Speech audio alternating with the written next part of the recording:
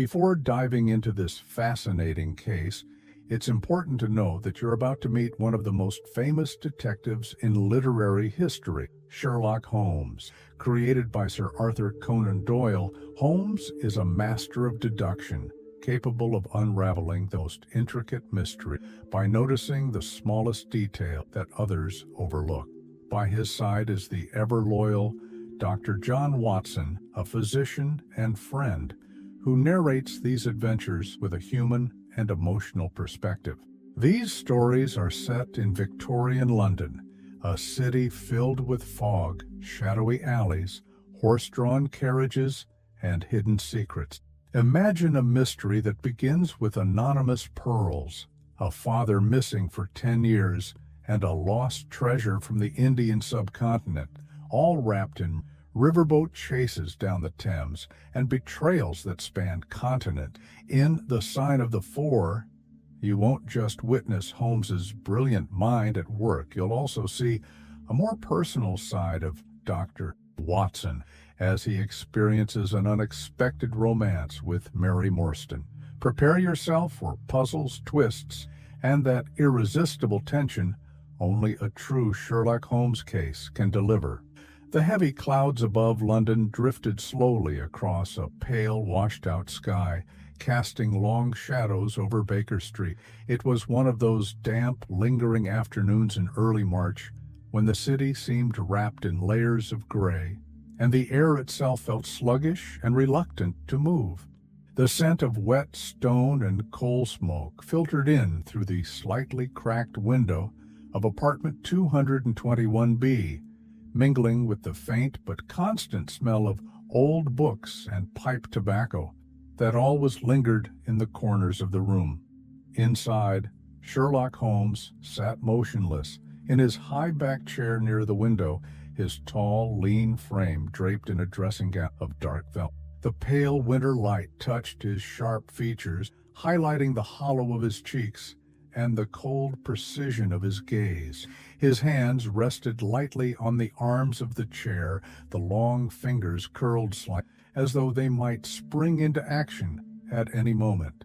Yet for now, he remained utterly still, a figure carved in stone, trapped between thought and apathy. On the small table beside him sat an open leather case. Inside lay a syringe of delicate glass and steel, gleaming faintly beside a small vial filled with a clear, colorless liquid, the tools of Holmes's occasional but troubling indulgence. For the past hour he had said almost nothing. Only the soft ticking of the mantel clock and the distant rumble of wheels on cobblestone broke the silence. Dr. John Watson sat on the other side of the room, pretending to read a medical journal, though his eyes lifted from the page far more often than he cared to admit. He watched Holmes with a growing sense of unease. The slight narrowing of Holmes's eye, the stillness in his limbs, the absent movement of his hands never stayed still for long. All were signs Watson recognized too well, signs that foretold was coming next. Without warning, Holmes leaned forward and reached for the syringe with a slow, deliberate motion, as though completing a ritual performed countless times before. Watson's heart sank, but he remained silent, knowing that protests spoken too early would be ignored. Holmes measured out the familiar 7% solution of cocaine, his movements smooth and practiced, as if even this act was performed with the same scientific detachment he applied to everything else in his life. Rolling up the sleeve of his left arm with precise fingers, Holmes revealed skin that seemed even paler against the dim light, with faint marks barely visible near the inside of his elbow, remnants of past injection. With a steady hand, he pressed the needle into the vein and slowly depressed the plunger. A faint sigh escaped his lips, and a subtle change passed over his expression, softening the constant tension that lived in his features. Watson closed his journal gently, setting it aside with care, as though placing it down too quickly might disturb the heavy air in the room. "Holmes," he said, keeping his voice calm but firm, "must it really come to this again?" Holmes opened his eyes slowly, the gray in them now glazed with the first wave of the drug's influence. Yet even through the fog, there remained an alertness, a spark that never seemed to extinguish completely. "My dear Watson," Holmes answered with quiet resignation, "you know there are days like this when my mind screams for stimulation, finds none." Watson stood and walked to the window, pulling the curtain back just slightly. Below, the street moved in its usual rhythm. A flower vendor cart passed, her colorful wares in stark contrast to the dull paint. Two boys chased each through puddles, laughing loudly enough that their voices reached the apartment above. Life continued as always, but within these four walls, a very different battle played out. "You're risking far more than you admit, Holmes," Watson said, turning to face him. "Your health, your reasoning, all for a temporary escape from boredom." Holmes smiled faintly, but there was no real humor in it. His eyes followed the thin trail of smoke rising from the fire. "The mind, Watson, is like a finely tuned instrument. It must be exercised or it grows dull. And when there is no work, no puzzle, no crime to unravel, the stagnation becomes unbearable." Watson sighed. He had seen this pattern too many times. The long hours of the restless, the pacing, the sudden bursts of energy, and when none of that sufficed, the inevitable turn to chemical distraction. Yet today, as always, Holmes spoke with that same calculation, as though he were describing an experiment in a laboratory and not his own body. "You could read or write or take a walk. Visit one of your clubs. There are healthier ways to fill the hours," Watson suggested. Holmes tilted his head, regarding him with something that almost resembled affection. "You are a true friend, Watson, but you underestimate how dull the world can become without a mystery to solve." Another pause settled between them, filled only by the muted sounds of the city outside. A clock struck 4 somewhere in the neighborhood. The fire crackled softly, adding the occasional pop of burning wood to the air, already thick with pipe smoke and fading light. Watson returned to his chair but did not pick up the journal this time. Instead, he sat in silence, watching, waiting, and wondering how long it would be before the next cave to pull Holmes back from the edge. Unbeknownst to either of them, at that very moment, footsteps echoed on the stairs leading up to their door. A visitor was coming, a woman whose arrival would stir not only Holmes's mind but both of their lives in ways neither could yet imagine. But for now, in the quiet of Baker Street, Holmes leaned further into his chair, letting the drug dull the sharp corners of his intellect, drifting somewhere between consciousness and calculation as London moved quietly on outside. The dim light of the afternoon had begun to surrender to the steady advance of early evening, long, amber-colored shadows in the interior of the sitting room at Baker's. The fire, though burning low, still offered an occasional flicker of warmth, but its glow did little to ease the coolness settling into the room. The air, scented with the earthy tang of burning coal and the faint residue of Holmes's earlier injection, felt close, heavy. "Doctor?" John Watson shifted uneasily in his armchair, his gaze lingering on Holmes, who remained sprawled with characteristic negligence in his seat by the window. The detective's long legs stretched out before him, his hands folded loosely, and his face carried an expression of contentment that Watson knew all. Yet behind that apparent tranquility, Watson could sense the darker truth. The unmistakable telltale signs of chemical intoxication were beginning to show more clearly in Holmes's manner, the slightly glazed stare, the relaxed but artificial stillness in his limbs, and that faint, ghost-like smile that appeared whenever Holmes sought refuge in his self-imposed chemical fog. Watson leaned forward, placing his elbows on his knees and clasping his hands together, taking a slow, steadying breath. His years as a physician had left him with a certain practiced patience when addressing matters of health and human frailty, but this particular subject Holmes's troubling reliance on cocaine had tested that patience more than once. "Holmes," Watson began, keeping his voice low and even, "I must speak plainly with you. I fear this habit of yours is becoming more than just an occasional indulgence. It troubles me deeply." For a long moment there was no reply. The only sound came from the street below, a distant carriage wheel rattling over uneven stones, the faint cry of a newspaper boy announcing the evening edition somewhere near the corner. Finally, Holmes stirred. With languid precision, he opened his eyes, turning them toward Watson as though emerging reluctantly from some distant.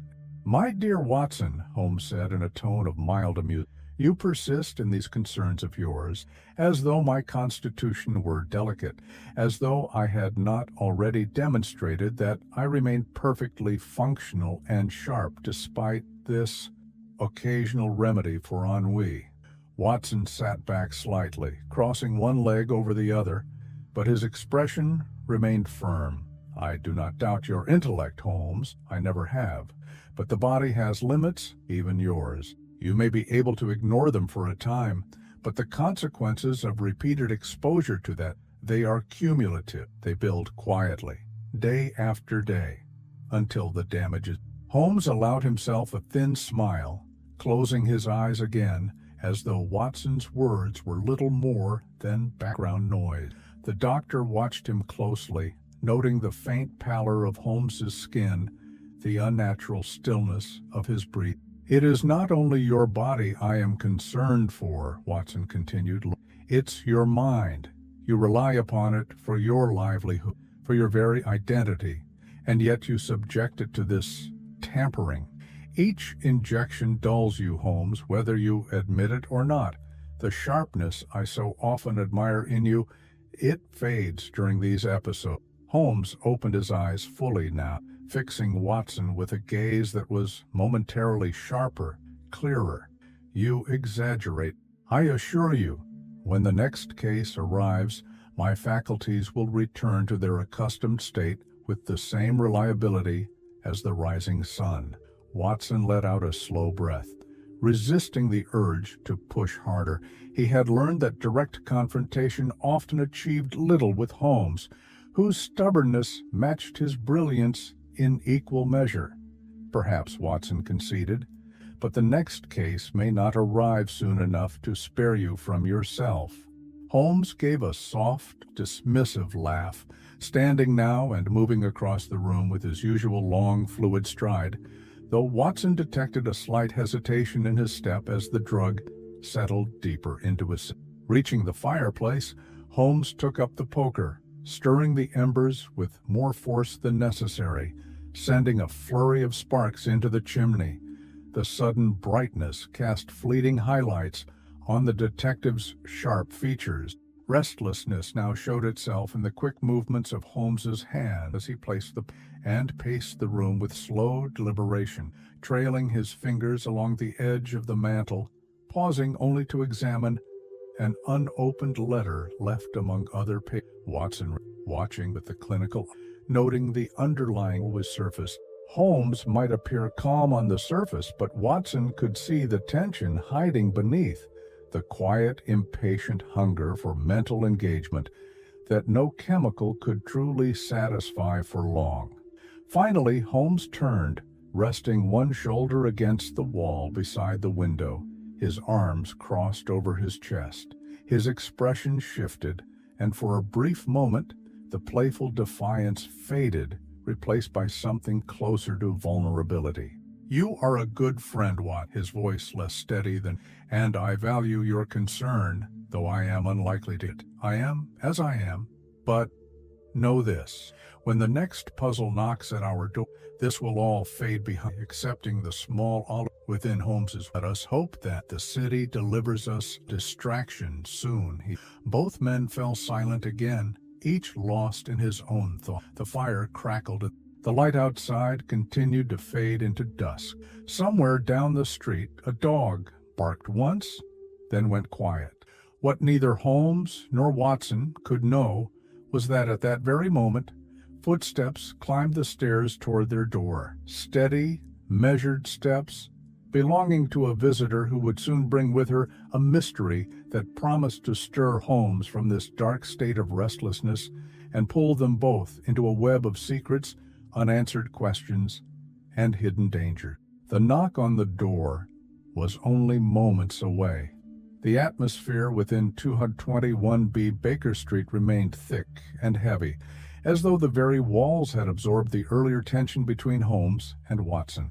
The fire burned low now, casting gentle waves of amber light across the wooden floor and illuminating the dense collection of books, chemical apparatus, and newspaper that cluttered nearly every available surface. Holmes stood with his back to the room, gazing out the window into the growing darkness, while Watson sat near the hearth, lost in thought. Then came a knock at the door, not loud or hurried, but soft, deliberate, and unmistakably feminine. Both men turned instinctively toward the sound. Holmes, with a sudden lift in his posture, seemed almost to awaken from a trance. His eyes brightened just slightly, the corners of his mouth tightening as though the very prospect of a visitor had begun to stir his mind back into action. Mrs. Hudson's footsteps could be heard on the stairs, her voice faint but distinct as she spoke to the visitor outside. A moment later, the door opened, and she entered with her usual blend of politeness and curiosity. "A young lady to see you, Mr. Holmes. Says it's of urgent importance." Holmes nodded, gesturing for her to show the visitor in. Mrs. Hudson disappeared back down the stairs, and within seconds, the figure of a woman appeared at the threshold. She stepped into the room cautiously, her manner reserved but not timid.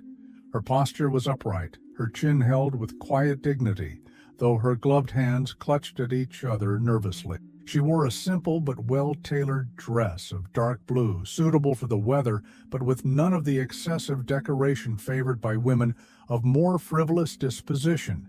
Her hat was modest, her veil pulled back to reveal a face of gentle beauty, soft brown eyes framed by delicate features, with a complexion suggesting both health and refinement. Watson, upon seeing her, felt an immediate and unexplainable shift within himself.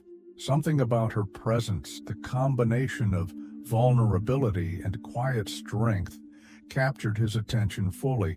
The sense of professional detachment he usually carried as both doctor and observer seemed to slip, if only by a small degree. Holmes, ever the master of first impressions, took a single step forward, bowing with a graceful inclination of his head. "Please, do come in. You may take this chair by the fire, Miss Mary Morstan," she answered softly, her voice steady but low, with a trace of hesitation that suggested long consideration before making this visit. Holmes gestured again, and she moved to sit where Watson quickly rose to make space for her. "How may we assist you, Miss?" Taking up his sharp eyes already observing her, the wear on her gloves, and the faintest detail of her mannerism. Mary took a moment to gather herself, glancing first at Holmes, then at Watson, as though weighing the trustworthiness of each man before speaking.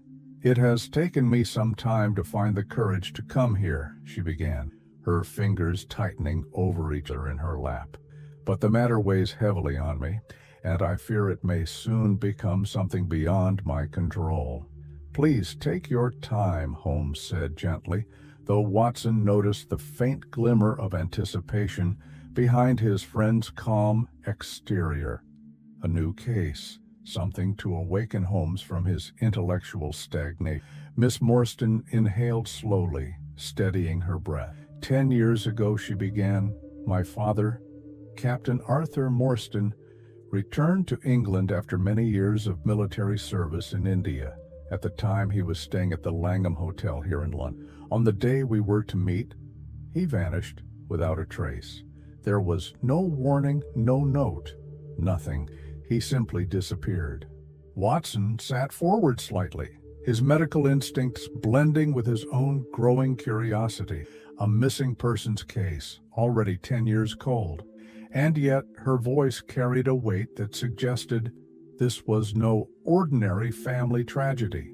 Holmes, however, said nothing, only folding his hands behind his back and lowering his gaze slightly, as if filing each detail carefully in the compartments of his mind. For a long time, Mary continued, I believed he had suffered some terrible accident.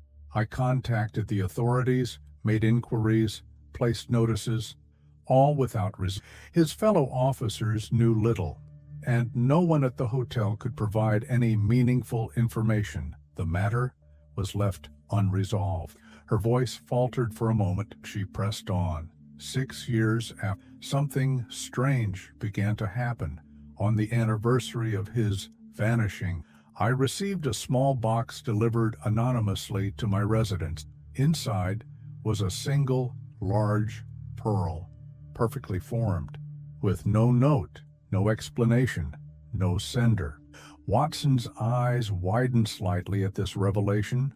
Holmes's brows lifted, and for the first time during her story, he moved to the small writing desk by the wall, retrieving a notebook and pencil, ready to make his own cryptic marks as she continued, and every year since, on the same date, I have received another pearl, always delivered anonymously, always the same manner of packaging. She paused, her hands trembling faintly now. Yesterday, for the first time, the routine changed. Holmes glanced up. In what way? This time, along with the pearl, there came a letter, not signed, but it contained a short message. The writer, whoever they are, requested that I meet them this evening at 7 o'clock, specific address near the River Thames. The letter said only that my welfare depended on my attendance and that I should bring 2 trustworthy friends. Holmes closed his notebook and placed it. You came here then, seeking such companionship? Now directly at Holmes, I have no family in London, no close friends whom I could impose upon in such a matter. But I've heard of you, Mr. Holmes, your reputation, your skill. If something dangerous awaits me, I wished for someone like you to accompany me. Her eyes drifted to him, lingering just long enough for him to feel the weight of her gaze. Holmes gave the faintest of nods, already rising to retrieve his coat and hat. You were right to come here, Miss Morstan. Whatever mystery lies behind these pearls and this invitation, we shall face it together. Watson stood as well, already retrieving his own overcoat. Miss Morstan, you will not face this alone, he said, offering her a reassuring smile. The 3 of them stood together now, the beginnings of a partnership forming in the soft glow of the firelight.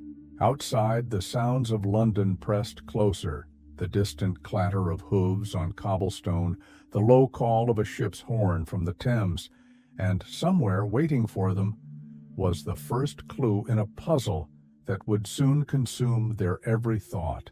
The evening air had turned cool and damp by the time Holmes, Watson, and Miss Mary Morstan prepared to leave Baker Street. A fine mist hung over the city, softening the gaslight that flickered along the streets and giving the cobblestones below a muted, glistening sheen. Carriages rattled past at intervals, their wheels leaving wet trails through the puddles. The city hummed with its usual restless energy, but to Watson, the night felt somehow different, laden with expectation, as though the very air anticipated what lay ahead. Inside the sitting room, Holmes stood near the coat rack, adjusting the collar of his overcoat with deliberate care. His eyes, always observant, remained fixed on Miss Morstan as she tucked the mysterious letter carefully into her reticule, making sure it was. Before we depart, Holmes said in a low, measured tone, I'd like to see that letter once more. Detail, no matter how small, can often unlock the entire nature of.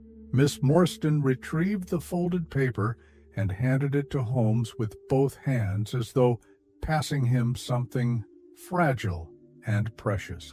Watson moved closer, eager to examine the document alongside his friend. Holmes unfolded the letter.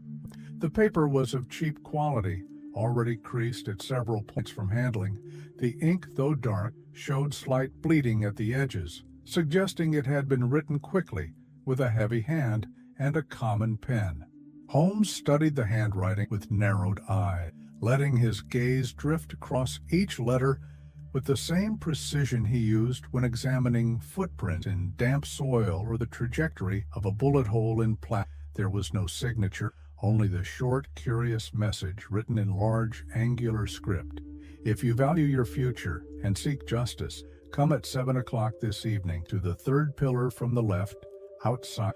Bring 2 trustworthy friends. Do not delay.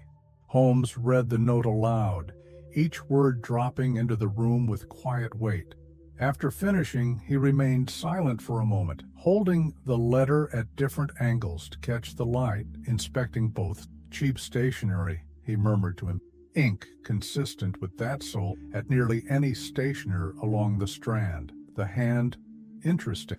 The writer presses heavily, suggesting urgency or nervousness. The angularity implies a man of determination, but perhaps not of refined education. Watson watched him, fascinated as always by Holmes's ability to read so much from so little. The detective lowered the letter and to Mary. You've no idea who might have sent this? No previous contact from anyone claiming to know something about your father? None. The pearls came without messages. This is the first time anyone has written to me about the matter?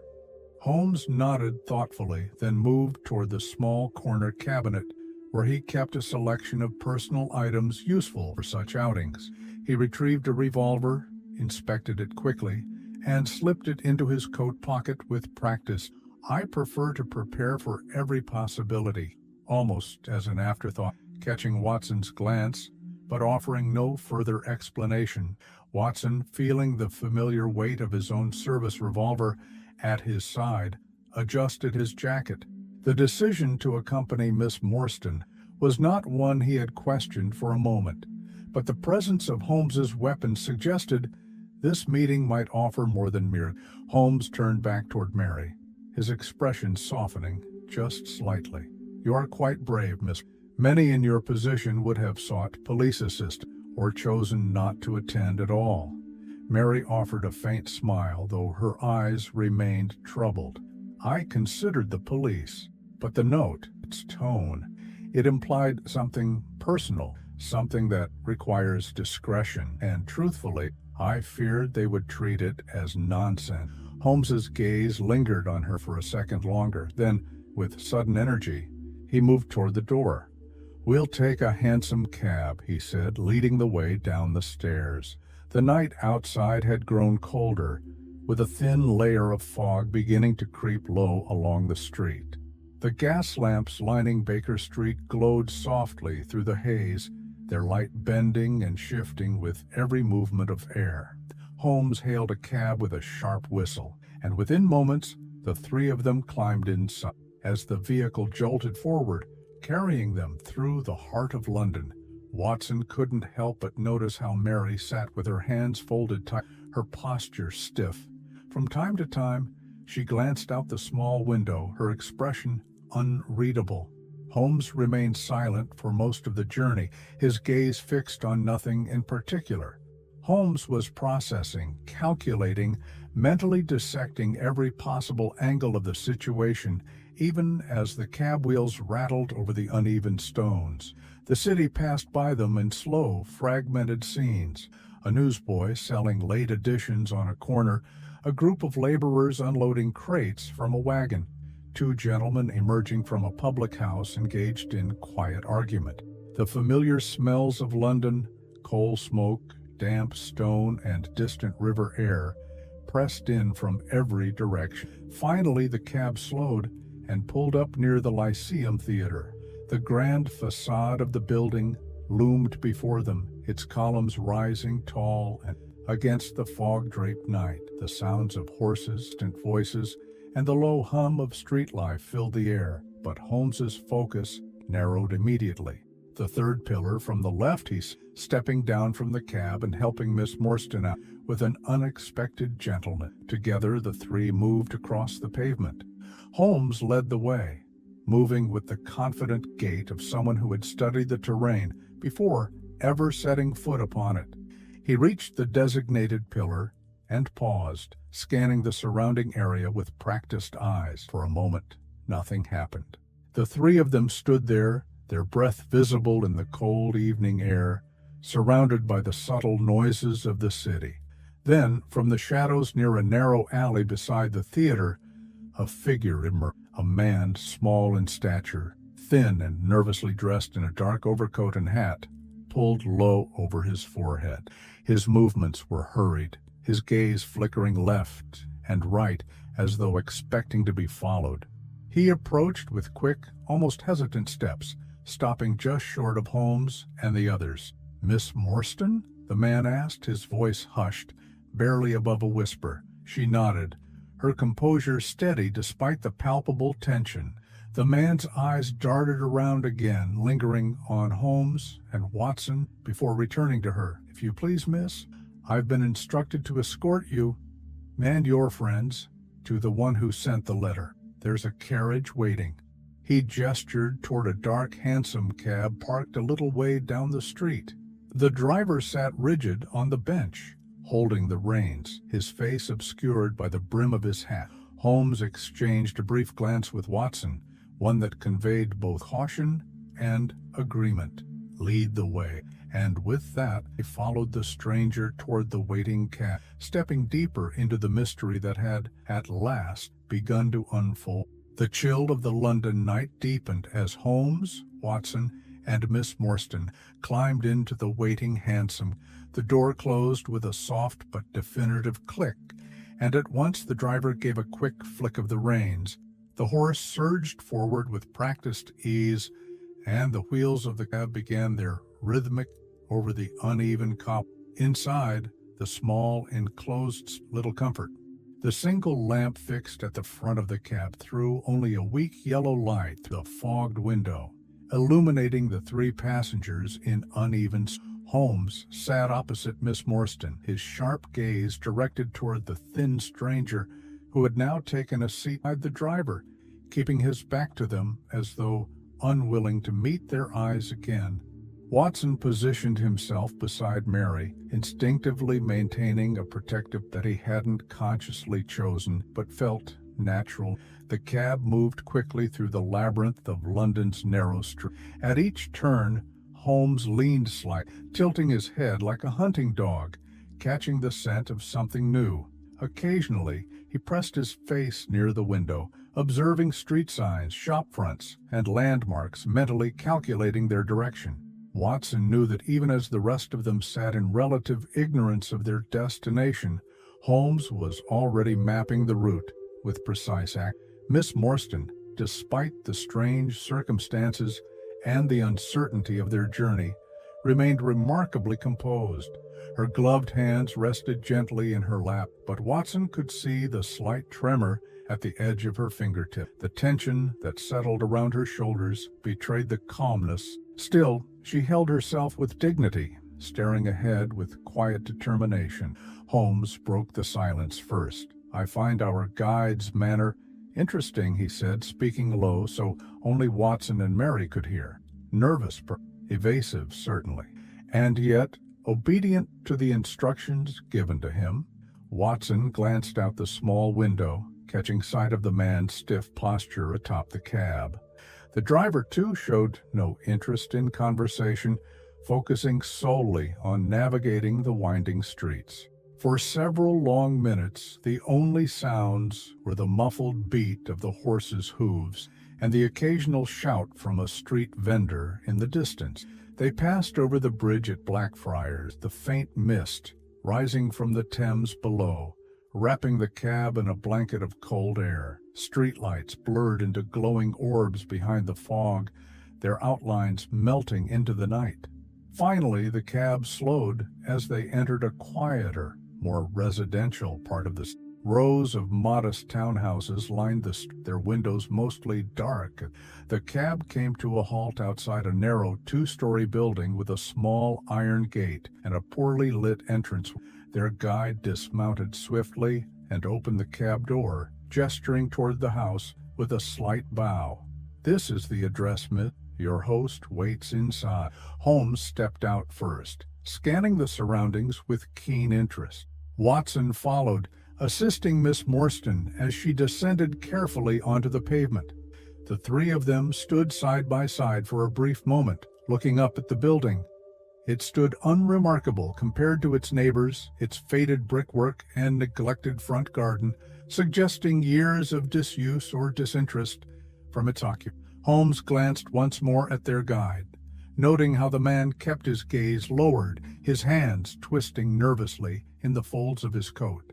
"Stay close," Holmes murmured to Watson. They approached Before Holmes could lift the knocker, the door swung open, revealing a brightly lit corridor lined with old but well-maintained.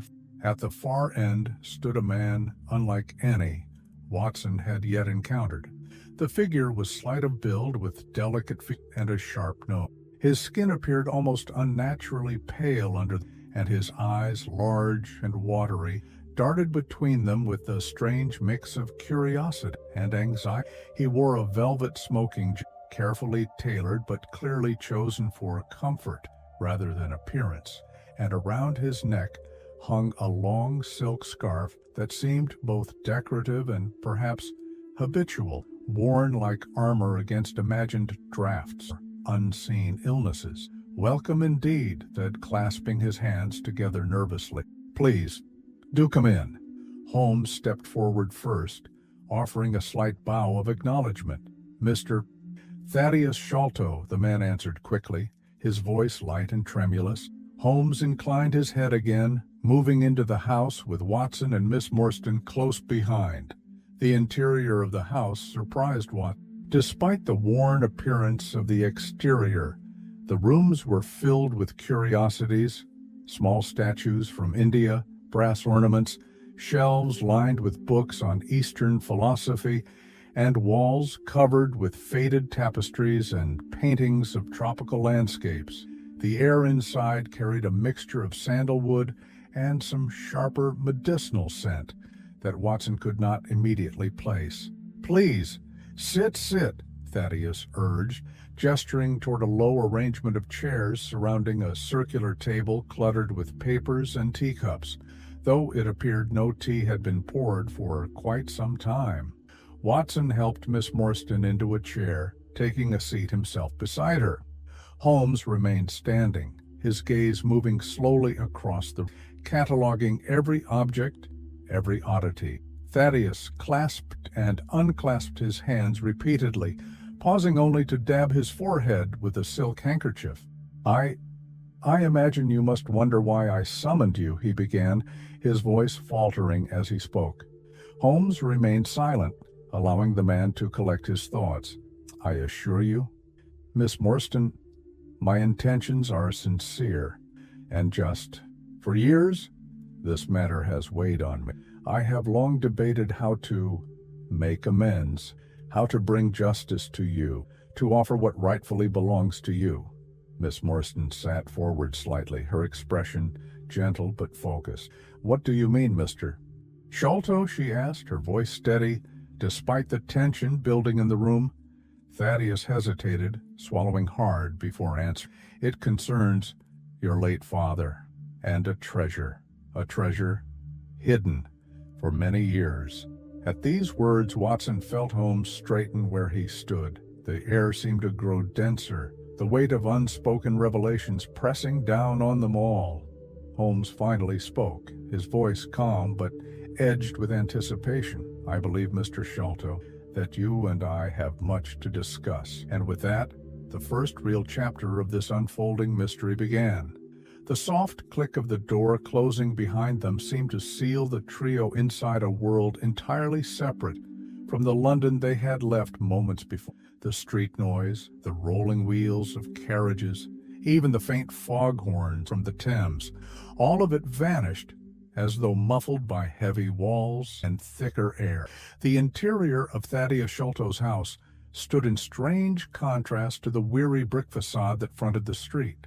Watson had expected a dim, cluttered space typical of aging London homes, but what greeted them instead was a riot of color and ornamentation, an overwhelming mixture of the exotic and the obsessive. The hallway opened into a sitting room that seemed to belong more to a collector's museum than to a private residence. Every inch of wall space was occupied. Glass cabinets stood shoulder to shoulder along the perimeter, each one housing curious artifacts from distant parts of the world. There were bronze figurines of Indian deities with intricate carvings, ivory-handled weapons, faded silk tapestries, and elaborate mosaics of colored stones carefully mounted in frames. On the mantelpiece above the fire sat small wooden masks with exaggerated expressions, frozen grins, and wide, startled eyes, staring down at the room's occupants as though silently judging them. Holmes's gaze moved from object to object, cataloging each with quiet calculation, but his face revealed nothing of his impressions. Watson, meanwhile, felt his medical instincts tugging at him for entirely different reasons.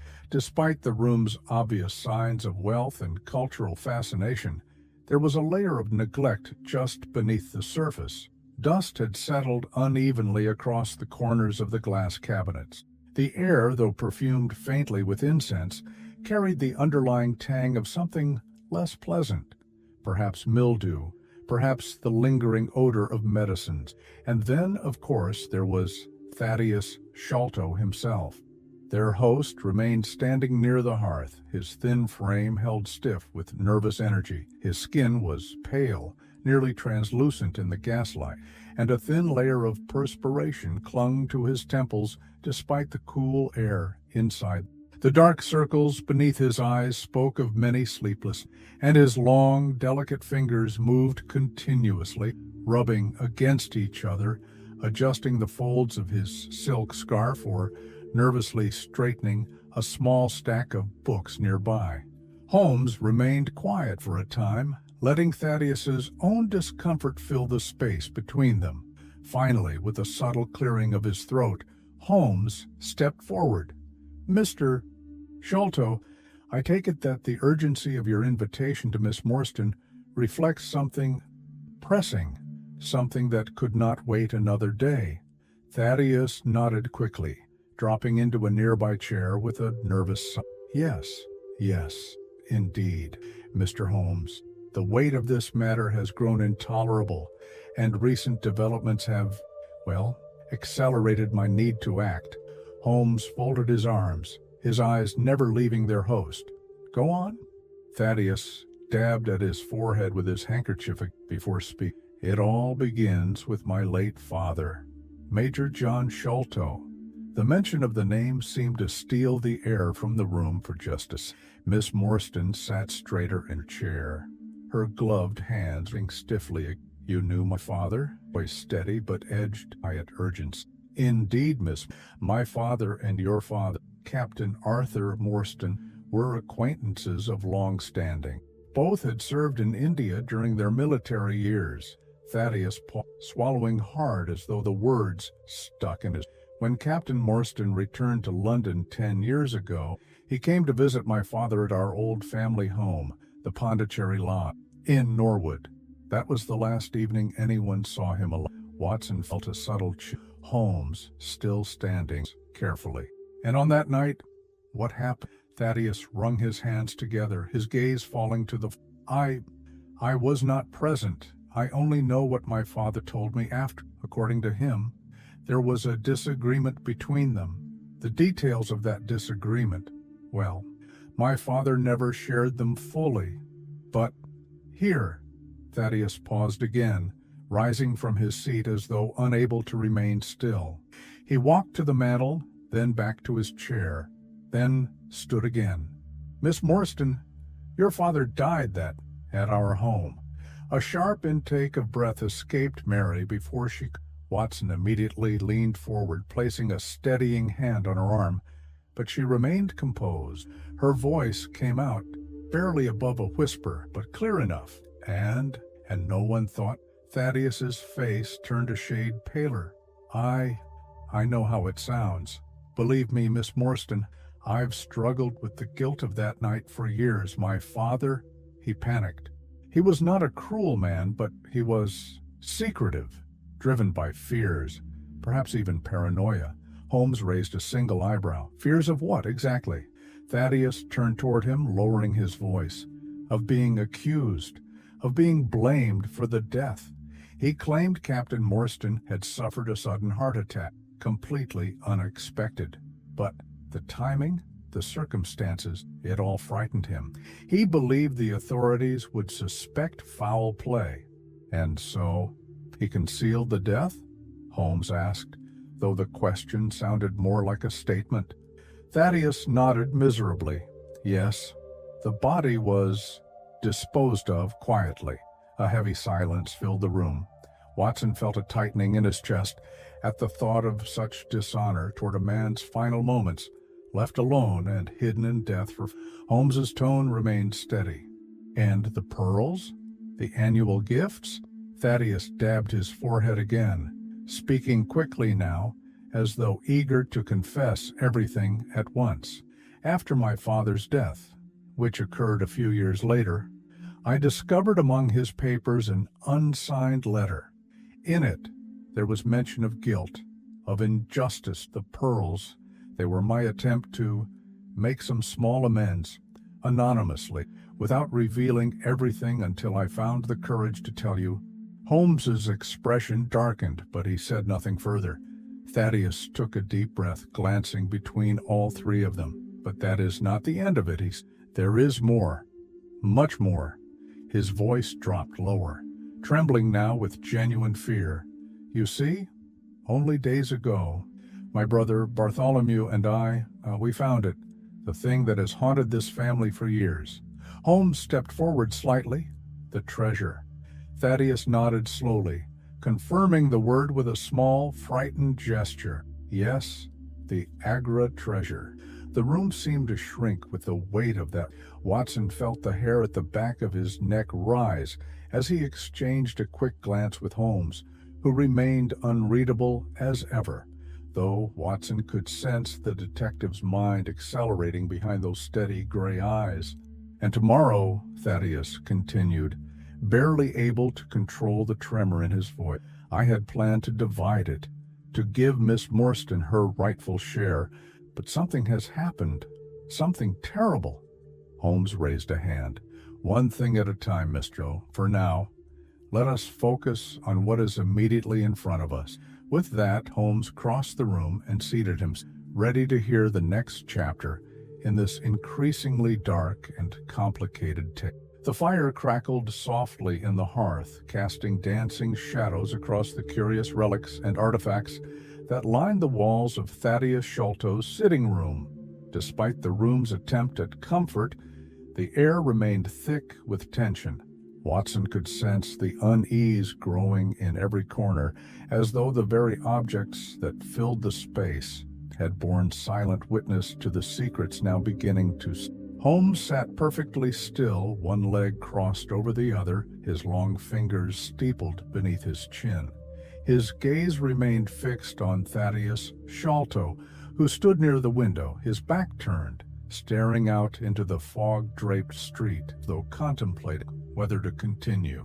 After a long pause, Thaddeus turned to face them again. His face, pale before, now seemed nearly drained of all color, the lines of anxiety deepening with every passing second. My father, Major John Sholto, was not a man easily frightened, Thaddeus began, his voice low but steady now, as though finally accepting the need to unburden himself fully. He was a soldier, hardened by years in India, but there was one subject that seemed to fill him with dread, even terror: the Agra treasure. Holmes's expression didn't change, but Watson noticed a subtle tightening of his friend's posture at the mention of the treasure again. For years after their return from India, Thaddeus continued, my father lived in near isolation. He refused most visitors, including former military colleagues. He insisted on hiring only the most discreet and loyal servants, and even then, he kept them at a distance, limiting their movements within the house. There were rooms, entire sections of kept permanently. Watson exchanged a brief glance with Miss Morstan, who sat quietly beside him, her face pale but composed, her gloved hands tightly clasped in her lap. Major Sholto suffered from terrible insomnia, Thaddeus.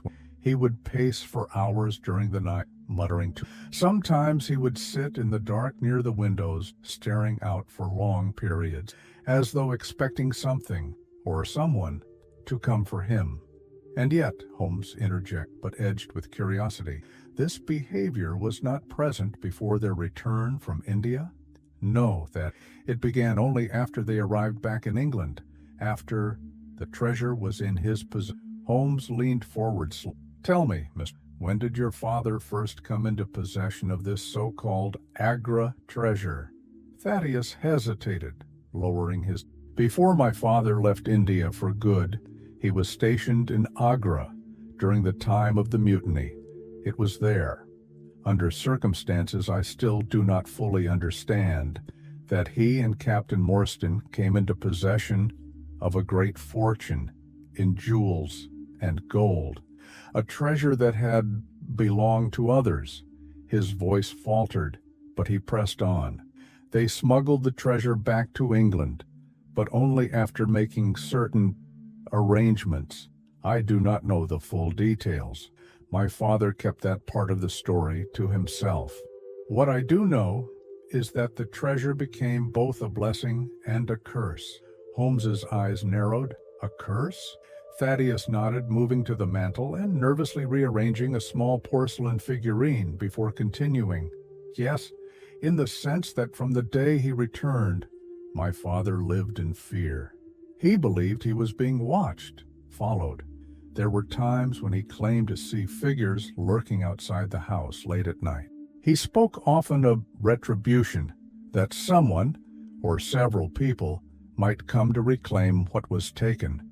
Watson couldn't help but lean forward now, caught in the gravity of the unfolding story.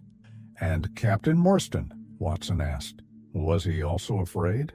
Thaddeus's shoulders dropped, as though the weight of that particular question had long burdened him. I cannot say for certain. The night Captain Morstan visited my father, they quarreled, loudly. I wasn't home that evening, but the servants later told me the shouting could be heard throughout the house. Words like betrayal and stolen and rightful share were used. Miss Morstan's face paled further at the mention of her father's last night, but she remained silent, waiting for Thaddeus to continue. Thaddeus said, his voice quieter now. Captain Morstan collapsed. According to my father, it was sudden. His heart gave out. Holmes tilted his head. And what did your father do with the body? Thaddeus hesitated again, then spoke quickly, as though trying to move past the ugliness of the memory. Instead of notifying the authorities, he concealed the body and disposed of somewhere unknown to anyone but himself. Even after all these years, I have never discovered where Captain Morstan's remains were. Watson clenched his fists at the cruelty of such an ending.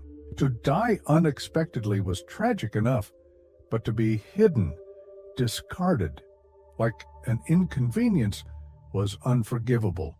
Holmes remained composed, and after that night, Thaddeus's hands trembled visibly now. My father became increasingly withdrawn. He kept the treasure locked away. He refused to speak of it, even to my brother and me. Then, one evening, just before his death, something happened that terrified him beyond reason. Holmes leaned in slightly. Go on. Thaddeus moved toward the window again, his voice dropping to almost a whisper. It was a stormy night. My father had been pacing as usual, then suddenly he froze at the window.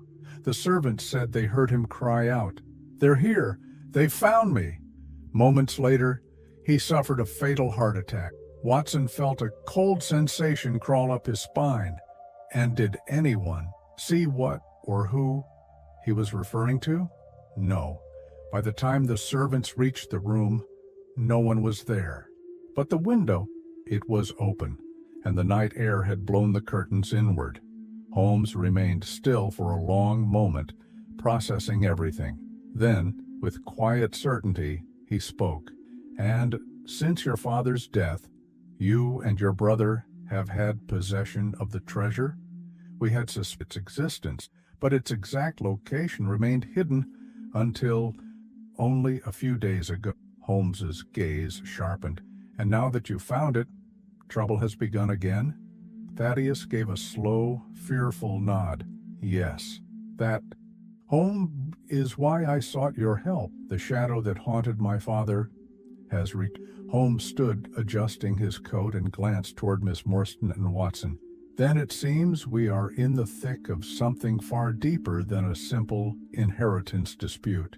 And with that, the room fell silent, each person aware that the story they had stepped into was only beginning, and that darker revelations surely lay ahead.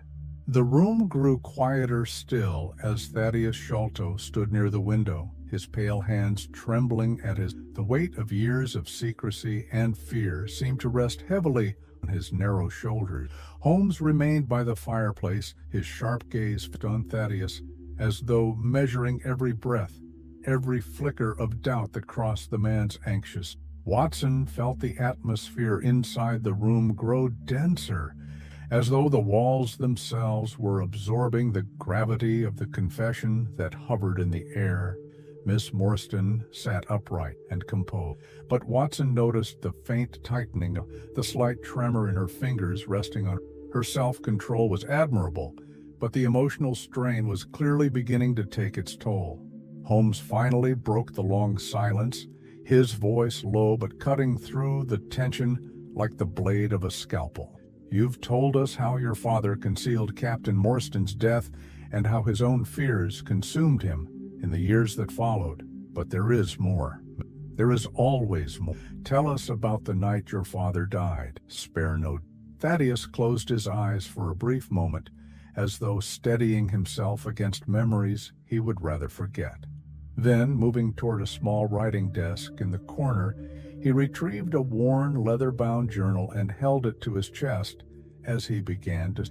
It was a stormy evening, late October, nearly 4 years ago, his voice distant, almost speaking of another man. Pondicherry Law sat deep and surrounded by trees that shook violently in the wind that. I remember the sound of the rain against the window pane and the occasional crack of distant thunder. Watson could almost picture the scene, the great house looming in the darkness, its shutters rattling with every gust of wind, the atmosphere within as restless as the storm outside. "My father had been more agitated than usual all day," Thaddeus continued. "He remained in his room, pacing back and forth, stopping only to peer out the window at regular intervals. He ordered the servants not to disturb him under any circumstances. Even my brother Bartholomew and I, we were instructed to our distant. And yet, something happened which changed everything." Thaddeus nodded, his throat working it. "Around midnight, one of the housemaids, Mary Ann, came running to my brother and me. She had heard a terrible crash from their study. When we reached the door, it was locked from." Watson leaned forward, his interest sharpening. "And how did you gain entry?" "We forced the door open," Thaddeus replied, his voice trembling again. "What we found inside, I shall never forget for as long as I live." The room was in chaos. A chair had been overturned, papers scattered across the floor, and my father. He lay collapsed near the window, his face frozen in a look of absolute terror. His eyes were wide, staring, as though seeing something that no one else could. Watson felt a chill along the back of his neck. "Was there any indication of violence?" Holmes asked. "None," Thaddeus answered quickly. "No wounds, no signs of struggle. Only this." He moved toward a small cabinet by the wall, opened a drawer with shaking hands, and removed a crumpled piece of faded paper. He handed it to Holmes with the same reverence one might offer a religious relic. Holmes unfolded the paper carefully. Watson stood to look over his friend's shoulder. There, written in crude block letters, smeared slightly as though with hurried ink, was a single line, the sign of the 4. Holmes read the words aloud, his voice low, deliberate. Watson felt Miss Morstan shift beside him, her breathing catching at the mention of this strange and ominous phrase. "Had your father ever mentioned this before?" Holmes asked, turning to Thaddeus. "Never. Neither my brother nor I had any idea. We searched his room thoroughly. It looked through his papers, his journals, but there was nothing else." Holmes remained still for a long moment, absorbing every detail. "And the window?" Holmes finally asked. Thaddeus hesitated. It was wide open. The curtains had been pulled aside. The storm outside was fierce, but still, it felt deliberate, as though someone or something had been there moments before. Holmes's gaze darkened, and Watson could see the subtle change in his friend's demeanor, a quickening of the mind, that unmistakable shift when Holmes transitioned from passive observer to active investigator. "And no footprints?" Holmes pressed. "At least none we could find at the time. That the garden below was soaked from the rain. If there had been any, they were washed away." Holmes's voice dropped to a murmur. "Convenient." Thaddeus moved back toward his seat and lowered himself with visible effort. "After that night, my brother and I became estranged," he continued, his words coming slower now. "Bartholomew grew possessive, suspicious. He took control of the treasure, insisted it remain hidden until he alone decided what to do with it. There's death, the mysterious note. It all seemed to drive him into a state of—" Holmes straightened, brushing imaginary dust. "So now, we have a treasure tainted by betrayal, a concealed death, a father driven to madness, and an early grave by fear, and a cryptic warning left by unknown hand." Watson watched as Holmes's expression shifted again, calculated, as though mapping invisible lines. "Miss Morstan," Holmes said, turning to her with unexpected gentleness, "I can assure you, whatever the truth behind your father's disappearance, we are now far closer to finding it than ever before." Miss Morstan met his gaze with quiet determination. "Thank you. I only want the truth, whatever it may be." Holmes nodded once, then turned back to "And now, Mr. Sholto, it's time you told us about your brother's current whereabouts and what steps we must." With that, the room seemed to hold its breath again, the next phase of the mystery ready to reveal itself. Thaddeus Sholto sat forward in his chair, his thin hands gripping the arms with nervous intensity. The faint ticking of the clock on the mantel seemed louder in the heavy stillness of the room. Holmes stood by the window, staring out at the fog that had begun to drift more thickly along the street outside. Watson remained seated beside Miss Morstan, observing both her quiet composure and the growing agitation in their host. After a moment of internal struggle, Thaddeus spoke again, his voice strained but steady. "I had intended to write to Miss Morstan much sooner, to explain, to offer what was rightfully hers, but, as you can imagine, there were obstacles." Holmes turned from the window, folding his arms. "Obstacles? Fears?" Thaddeus's pale face flushed slightly with embarrassment, but he nodded. "Both, Mr. My father's death. Bartholomew became obsessed with the treasure. He withdrew further from me, from the world. He moved into the upper rooms of Pondicherry Lodge, surrounded himself with maps, locks, and bolts. For months at a time, he refused to speak to me." Holmes gave a short nod, as though this behavior was entirely predictable. "And when you discovered the treasure's location?" "That only happened 3 days ago." Lowering his gaze to his trembling hands, "Bartholomew summoned me unexpectedly. For the first time in years, he allowed me into his private study. There, he showed me what he had found." Watson leaned in slightly, unable to contain his curiosity. Where had the treasure been hidden all this time? In a false ceiling space. Above the eastern wing of the house, Thaddeus answered. Bartholomew had suspected its location for months, but only confirmed it after dismantling the wooden beams himself. When he showed me the chest, I cannot describe the sight. Gold, jewels, pearls, the size and variety were staggering. Miss Morstan's eyes widened at the mention, though her expression remained tempered, dignified. "And what did your brother propose to do with it?" Holmes asked, watching Thaddeus carefully. "That's where the disagreement began," Thaddeus said with visible discomfort. I insisted that Miss Morstan be given her rightful share. After all, her father, whatever his faults, was involved in its acquisition, and, considering what she has endured these past years, it seemed only just. Watson glanced at Mary, admiring her calm amidst such revelations. "And your brother's response?" Holmes pressed. "Bartholomew did not take kindly to the suggestion. He became agitated, accused me of plotting against him, of attempting to divide the treasure for my own benefit. He called me a sentimental fool." Holmes's voice remained neutral, though Watson could hear the undertone of calculation. "So you left the house, fearing further conflict?" "Yes," Thaddeus said. "I came here to my own residence and began composing the letter to Miss Morstan. I wanted, at the very least, to provide her with the truth." "And the invitation to meet tonight?" Holmes asked. "I felt that introducing the matter gently would be best. I feared approaching her directly might cause her distress. I thought it better to proceed carefully, to gauge her willingness to involve herself in what could become a very complicated and possibly dangerous situation." Holmes gave a faint nod, pacing slowly across the room now, his long strides measured, his hands clasped behind his. "Your intentions, Mr. Sholto, are commendable," Holmes said after belated. Thaddeus lowered his eyes, clearly accepting the mild rebuke. Watson, observing the delicate balance of emotions in the room, noted Miss Morstan's steady demeanor. Her voice, when she spoke next, was gentle but clear.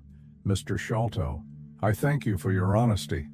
However late it may be, I seek no quarrel, nor vengeance, only clarity about my father's fate, and whatever justice may remain."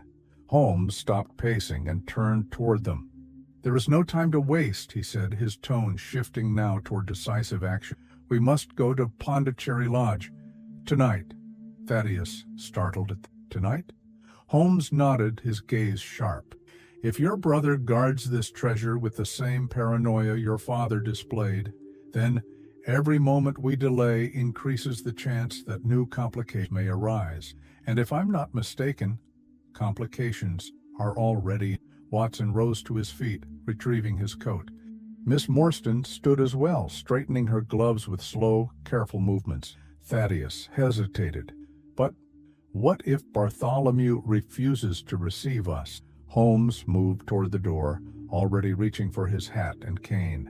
"Then we shall rely on persuasion, and, if necessary, on observation from without. I have no intention of letting this evening pass without visiting Pondicherry Lodge." Watson could feel the familiar rush of anticipation rising in his chest, the peculiar blend of curiosity, duty, and cautious dread that always preceded an active case with Holmes. Thaddeus retrieved his own coat with shaking hands. I shall accompany you, of course." Holmes turned, casting a brief glance toward Miss Morstan. "And you, Miss Morstan, are you prepared for what may come?" Mary's reply came without hesitation. "I am." Holmes offered a single approving nod. "Then let us waste no time. The answers we seek await us in Norwood." With that, the group filed out of the house into the cold night air, stepping once again into the deepening fog and toward the heart of a mystery that none of them could yet fully comprehend.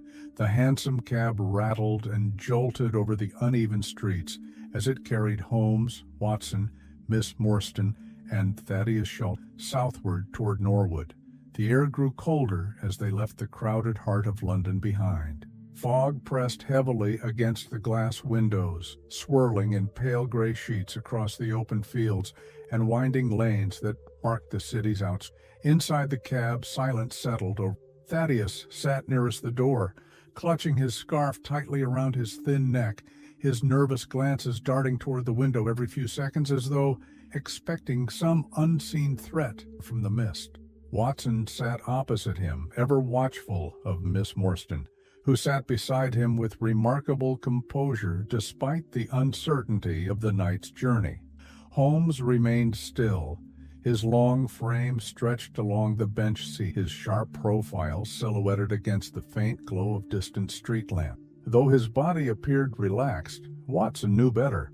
Holmes's mind was fully engaged, calculating possibilities, anticipating dangers, and mentally arranging every known fact into a framework that Watson felt certain only Holmes himself could fully understand. After nearly an hour, its wheels sinking earthier through the fog, a dark outline began to emerge, a large house standing behind a tall wooden fence, its silhouette broken only by the jagged branches of nearby trees stripped bare by winter. Pondicherry's almost lost cab's wheels and the rhythmic of the horses. The cab came to a halt near the gate. Holmes stepped out, his boots landing, helping Miss Morstan down carefully. Thaddeus hesitated for a second, casting one more uneasy glance over his shoulder before finally joining them. The house stood 2 stories high, with narrow windows set deep into the brickwork. No lights burned in the upper rooms. Only a faint flickering glow showed from a lower window near the rear of the house, suggesting that one small area remained occupied. The fog thickened as it rolled in from the fields behind the property, cloaking the garden and leaving only vague outlines of trees and shrubs. Holmes stood near the gate for a long moment, surveying the prop with narrowed eyes. "Unusual," he murmured, "for a house like this, and on a night like I would expect to see more signs of light, movement, servants perhaps, yet nothing." Thaddeus fidgeted beside them, his breathing quickening. "Bartholomew is often up late," he said, trying to sound reassuring, but failing. "He spends hours in his study, examining the treasure, cataloging the items. He hates interruptions." Holmes gave no reply but moved toward the gate, testing it. It creaked loudly and swung open, disturbing the... They followed a narrow stone path that wound through an overgrown garden. Weeds pushed up between the flagstones. Branches from untrimmed shrubs reached across the walkway like gnarled fingers. The whole area felt neglected, forgotten. The air smelled of damp earth and decaying leaves. As they approached the main door, Holmes paused again, placing a hand on the old brass knocker. He rapped sharply 3 times. The sound echoed against the wooden panels but brought no immediate answer. They waited. A full minute passed. Holmes knocked again, this time louder. Still no reply. Watson exchanged a glance with Thaddeus, who now appeared visibly distressed, his hands twisting the fabric of his scarf into tight knots. Perhaps he's asleep," Thaddeus offered. Holmes tilted his head, considering the idea. "Or perhaps," he said quietly, "something else has occurred." Without waiting for further discussion, Holmes reached down and turned the handle. The door creaked open easily under his touch. Unlocked, Holmes, stepping into the darkened hallway. Watson followed at once, motioning for Miss Morstan and Thaddeus to remain close. The air inside the house was cold, still, and oddly stale, as though the rooms had been closed off for days without ventilation. The faint smell of old wood and mildew lingered in the corridors. Holmes moved with practiced care, glancing into each room. The ground floor appeared empty. Chairs remained neatly pushed under tables. A teacup sat abandoned on a sideboard. The liquid inside dried into a dark ring. The kitchen door stood ajar, but no sounds came from within. Holmes paused at the base of the staircase leading to the upper floor. "Thaddeus, where does your brother keep the treasure?" "In his study, upstairs at the far end of the corridor," Thaddeus answered, his voice now trembling audibly. Holmes nodded. "Stay here with Miss Morstan," he instructed. "Watson, come with me." Watson's pulse quickened as he followed Holmes up the stairs, their footsteps muffled by the worn runner carpet stretched across each step. The corridor above was narrow, the walls lined with faded portraits and dusty picture frames. A single gas lamp flickered at the end of the hall, providing just enough light to reveal the outline of a heavy oak door. Holmes stopped in front of it. "This is it?" he called softly back down the stairs. "Yes?" Thaddeus answered faintly from below. Holmes placed his ear against the door. For a few seconds he stood completely still. Then, without hesitation, he turned the handle and pushed. The door swung inward. Watson stepped close behind, and immediately felt a wave of cold air rush past. The room beyond was dimly lit by a single lamp left burning on the air smelled of metal, varnish, and something else, something faint but unmistakably. The room was in disarray. Drawers hung open. Papers and books were scattered across the floor. A heavy wooden chest, likely containing the treasure, sat partially open in the center of the room. And there, slumped in a high-backed chair near the window, sat Bartholomew Sholto. At first glance, Watson's mind refused to process what he saw, but within seconds the truth became unmistakable. Bartholomew Sholto was dead. His body was twisted awkwardly in the chair, one arm draped over the side, his head leaning at an unnatural angle against the backrest, his face, contorted in what could only be described as a grimace of sheer terror, was frozen in death. The skin had turned a mottled shade, with dark discoloration spreading across his throat and jaw. Watson's medical training surged forward at once. He stepped toward the body, kneeling beside the chair to check for any trace of life, though he already knew there would be none. Holmes, meanwhile, moved past him, already examining the window frame, the floorboard, and the scattered contents of the desk. Watson stood slowly, turning to Holmes. "He's been dead for several hours. The stiffening of the muscles, the discoloration, it's consistent with several hours post-mortem." Holmes nodded grimly, his gaze, his tone dropping lower as he crouched. "But there's something else." Holmes reached toward the side of Bartholomew's neck, pulling back the collar of his shirt with deliberate care. There, lodged in the skin near the jugular, was a small, dark object, a thorn, or perhaps a dart. Watson stared, a slow chill running down his spine. Holmes stood, brushing off his coat, and turned back toward the door. "Call Thaddeus and Miss Morstan," Holmes said, controlled but urgent, "but tell them only what is necessary." "Watson, what do you think?" "Holmes?" Holmes' expression hardened. "I think, my dear Watson, we have just stepped into a far more dangerous affair than even I anticipated." And with that, Holmes moved deeper into the room, already searching for the next piece of the puzzle as the gaslight flickered. Watson moved swiftly back down the staircase, the sound of his boots muted by the threadbare carpet, but his heart pounding loud enough to fill the silence in his ears. In the dim hallway below, Thaddeus Sholto stood frozen near the front door, nervously twisting his scarf, while Miss Morstan remained close by, her posture straight, but her face drawn with unspoken worry. Watson approached with measured calm, carefully masking the grim reality waiting upstairs. "Mr. Sholto, Miss Morstan, I believe it's best you both remain here for the time being," he said quietly, glancing toward the staircase. "There has been an incident." Thaddeus's already pale complexion drained further. He stepped back instinctively, as though retreating from a blow he could not see, but already felt. "Incident," he echoed, his voice brittle and cracking under the weight of anxiety.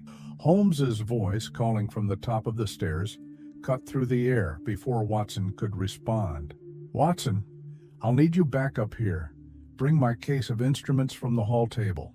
Watson gave a short nod, moving quickly to retrieve the familiar leather case that Holmes carried for field examinations.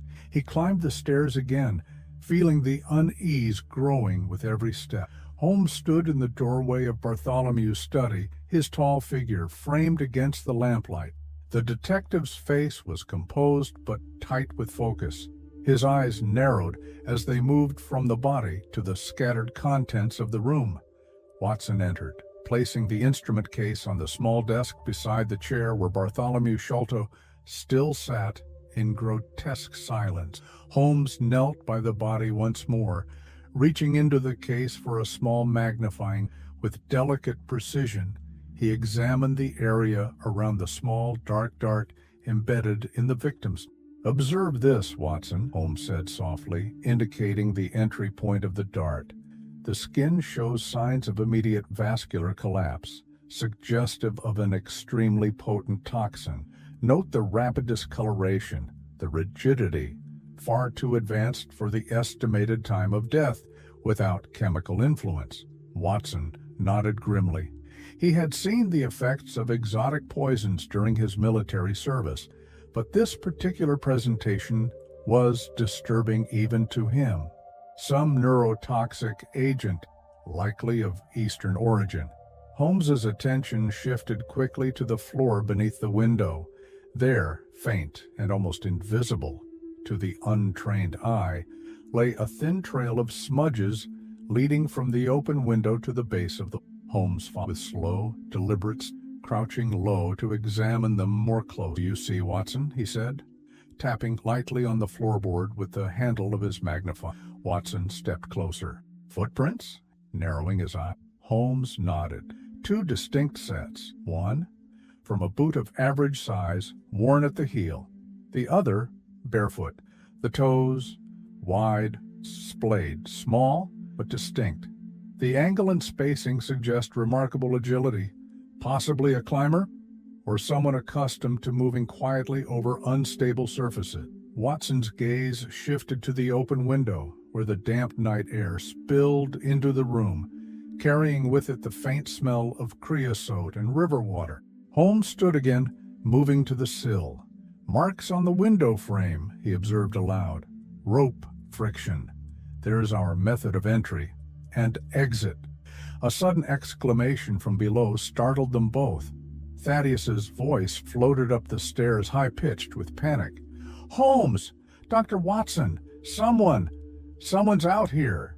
Holmes moved quickly, Watson close behind. They descended the staircase 2 steps at a time and found Thaddeus standing just outside the front door, pointing toward the garden. "There, near the wall, I saw movement. Someone slipping away into the fog." Holmes sprang down the garden path, his coat billowing behind him, his movements swift and sure even over the uneven stones. Watson followed, though less nimble, cursing the thick fog that now swallowed every shape more than a few yards ahead. Holmes reached the back gate, finding it partially ajar, its rusty hinges still swinging slightly from recent disturbance. "Too late?" Holmes muttered, his voice low with frustration. Watson joined him, his breath clouding in the cold air. "Whoever it was, they're gone now," Holmes continued, scanning the area with quick, darting glances. "No chance of pursuit in this fog, not without preparation."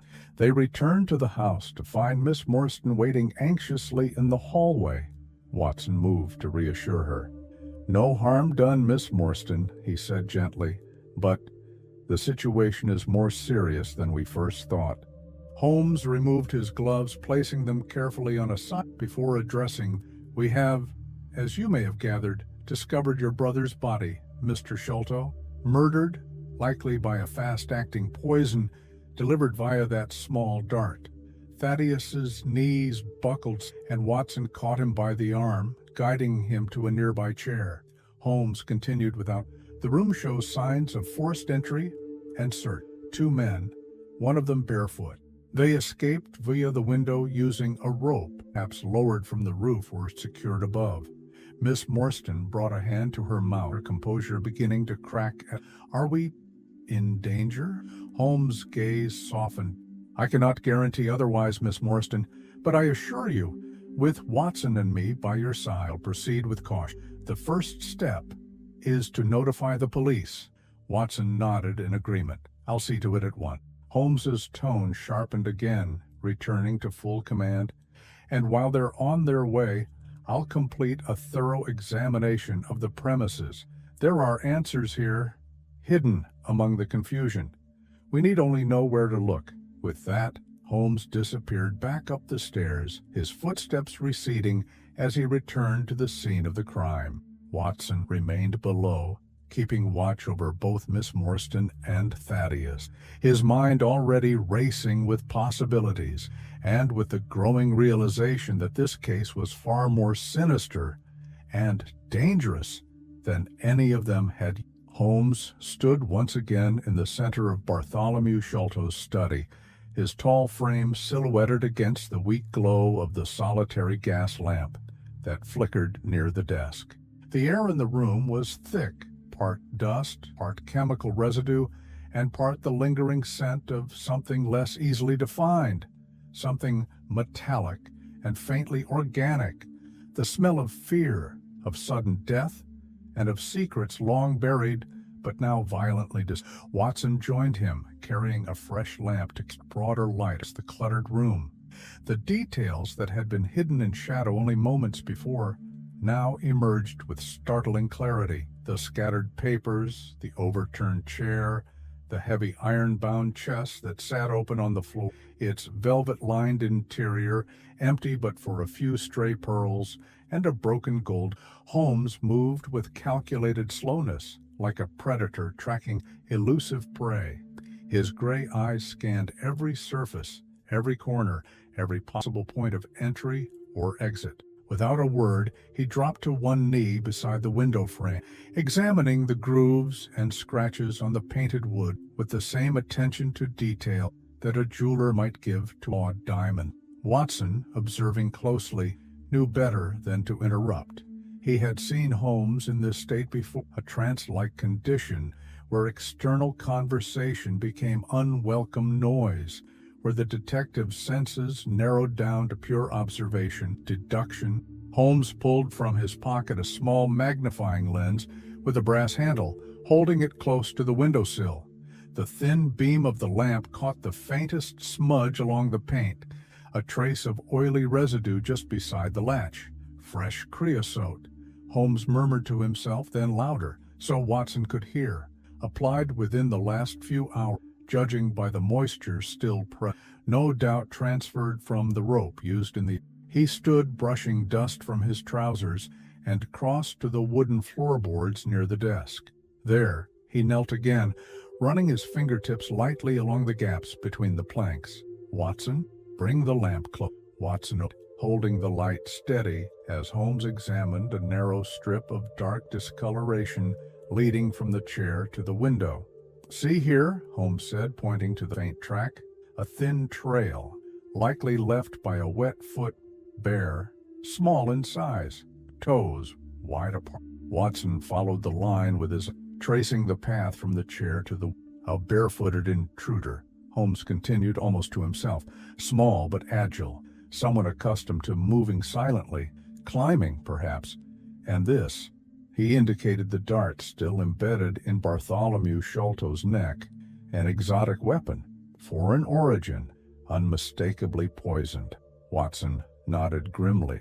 Some form of curare, perhaps, or a concentrated derivative from a plant common to tropical regions. Judging by the rapid onset of muscle rigidity and discoloration, this man stood no chance. Holmes rose again, turning now to the heavy chair. The open lid revealed marks along the interior where weight had once rested, an unmistakable outline left by tightly packed object. Gone, said quietly. The treasure, gone. He stood still for a long moment, gazing down at the empty chest, his expression unreadable. But they didn't come for the treasure alone, Holmes continued, his tone sharpening as the pieces began to fall into place. The position of the body, the scene's disorder, the forced entry, this was no simple burglary. They came prepared, and they came with deadly...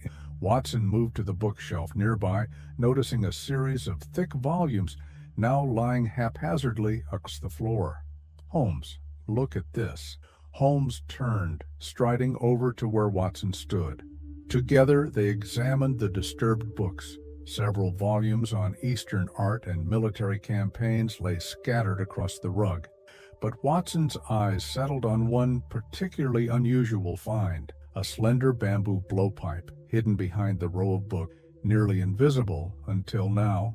Holmes picked it up with delicate, holding it between two fingers as though it might still harbor danger. "Our murder weapon," Holmes said, inspecting the hollow interior. "A tool for delivering poisoned darts at close range. The length, short, designed for stealth rather than distance." Watson felt the cold knot of realization tighten in his chest. Whoever did this must have been inside the room, within only a few feet of the victim. Holmes nodded, close enough to strike, but silent enough to escape unnoticed. He returned to the window, his gaze sweeping across the garden below.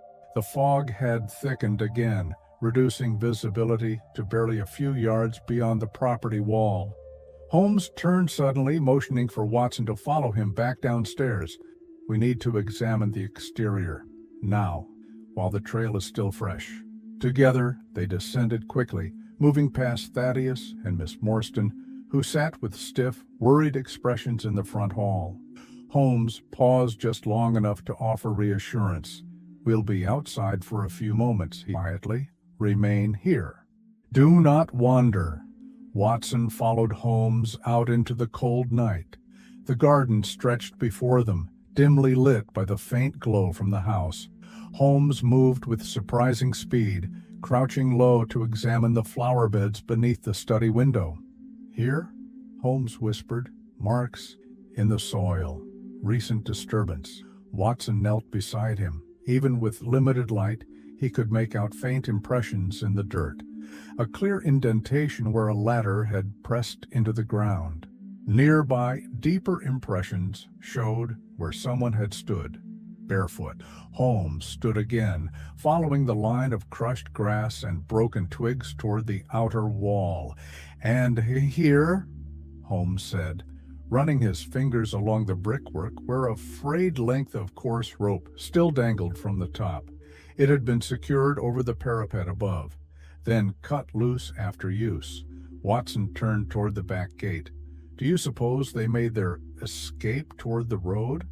Holmes shook his head. "No, too exposed. Look beyond the wall. To the south. That path leads directly toward the river. Narrow, seldom used, perfect for someone familiar with the area." Watson followed his friend's gaze, peering into the fog. The faintest outline of a footpath disappeared into the distance, swallowed by the darkness.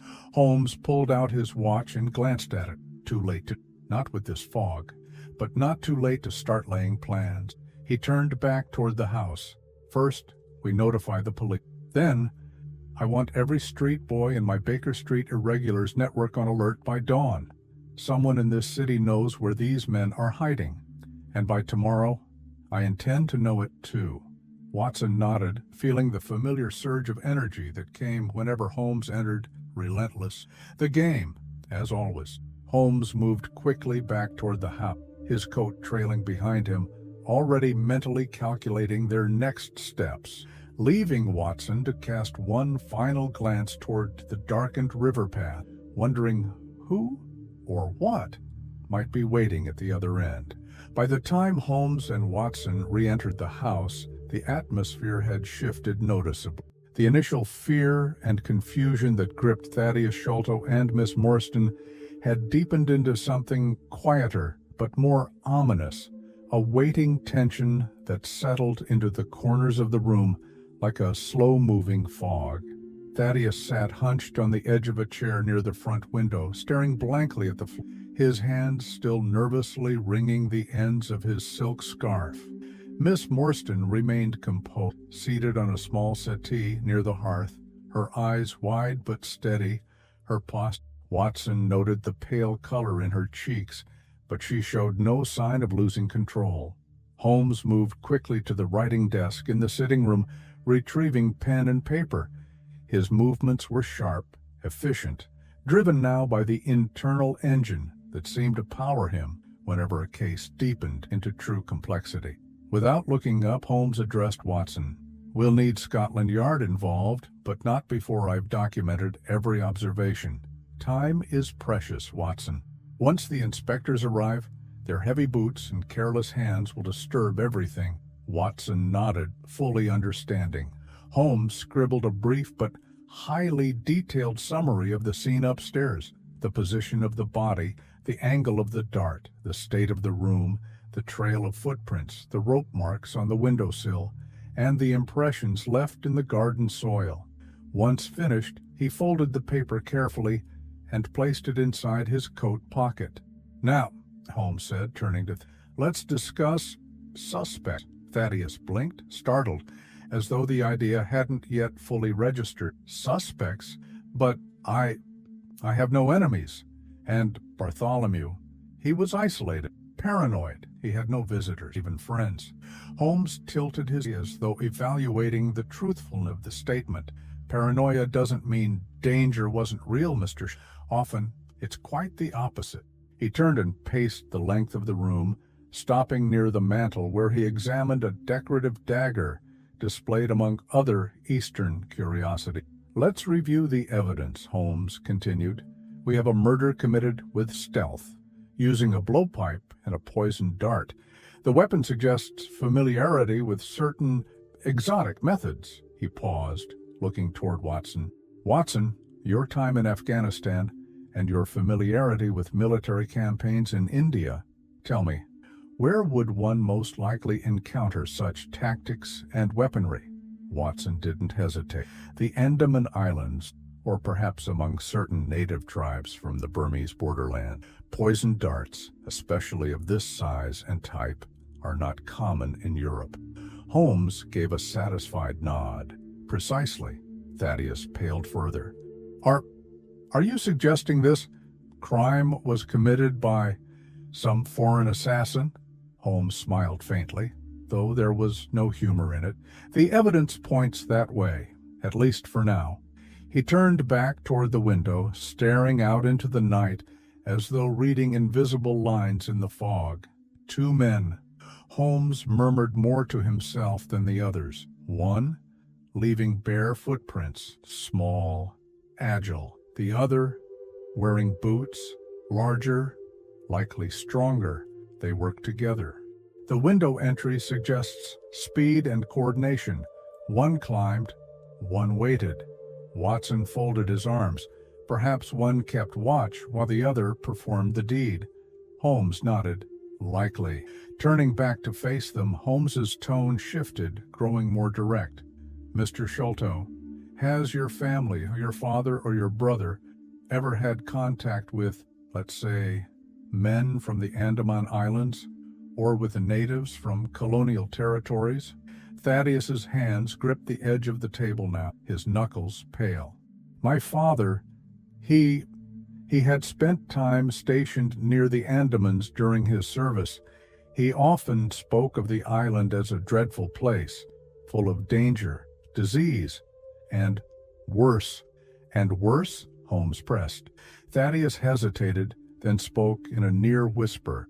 "He once mentioned prisoners, convicts held there, men sentenced to life for crimes committed during the mutiny. He never gave details, but there were nights when he would start awake, calling out names I didn't recognize." Holmes's gaze narrowed, filing this away. "And did your father, or your brother, receive any correspondence, any letters, threats, from India, or from anyone connected to the Andamans?" Thaddeus shook his, though doubt lingered in his expression. "Not that but Bartholomew was secretive. It's possible something arrived that he kept hidden." Holmes resumed his pacing, moving to a map of London pinned to the far wall. They left through the garden, tracing a path with his fingertip, followed the south path toward the river, almost certainly to a waiting boat. "A boat?" Watson asked. Holmes' eyes remained fixed on the map. "It fits the method of escape. Fast, silent, no trace left on the streets." He turned suddenly, his eyes bright with determination. "Tomorrow, I will speak with my network of informants, street boys, porters, dock workers. Someone, somewhere, has seen two unusual men boarding a small vessel near the river tonight." Holmes paused, turning toward Thaddeus and Miss Morstan. "Until then, I recommend we all remain under the same roof. I won't risk another surprise attack. Thaddeus, you and Miss Morstan will accompany us back to Baker Street tonight." Thaddeus looked startled, but nodded obediently. Miss Morstan offered a simple, graceful assent. Holmes then moved to a small writing table near the door and began drafting a formal message to Scotland Yard. "Watson," he said without looking up, "would you be so kind as to summon the local constable? Have him wait here until the Yard arrives. Tell him not to disturb anything, not a single item in that room." Watson nodded, grabbing his coat. "And you?" he asked. Holmes smiled faintly, already folding the letter. "I have a long night ahead of me." Watson paused at the door, casting one final glance at the solemn faces in the room and the distant glow of the lamp still burning upstairs, barely visible from the stairwell. Somewhere out there, in the thick London fog, two killers moved silently toward their next destination, and Sherlock Holmes, as always, was preparing to follow. The journey back to Baker Street was slow, the wheels of the hansom cab turning steadily over the slick cobblestones as the fog deepened into a near impenetrable wall around them. The gas lamps lining the streets cast weak, blurred halos of light that seemed to dissolve into the night almost as soon as they appeared. The city, normally alive with the noise and bustle of late-night activity, felt muted and watched, as though London itself had paused to observe the events unfolding around. Inside the cab, Holmes sat with his usual stillness, arms crossed, head tilted slightly downward, lost in some internal calculation known only to himself. The only signs of his constant mental activity were the faint twitch of a muscle at his temple and the occasional sharp flicker of his eyes toward the window, noting every landmark and every intersection. Thaddeus Sholto, seated beside Holmes, remained a portrait of unease. His long fingers fidgeted ceaselessly with the hem of his coat, and his leg bounced with nervous energy. He kept glancing toward Miss Morstan with an apologetic, almost guilty expression, as though seeking forgiveness he didn't dare ask. Watson, seated directly across from Miss Morstan, found himself watching her more closely than he intended. The soft glow from the street lamps outside fell across her face in intermittent flashes, illuminating her delicate features, the gentle slope of her jaw, the quiet resolve in her eyes, the subtle trembling of her fingers where they rested in her lap. Despite the late hour, despite the shock she had endured that night, she remained poised and dignified, her breathing steady, her posture composed. Watson couldn't help but admire the strength it must have taken for her to remain so controlled under circumstances that would have easily overwhelmed others. After several long minutes of silence, Watson leaned forward slightly, lowering his voice to something softer, more personal. "Miss Morstan, I hope you'll forgive but are you quite well?" She turned to look at him, and for the first time since they left Pondicherry Lodge, a faint, tired smile touched the corner of her. "I believe so.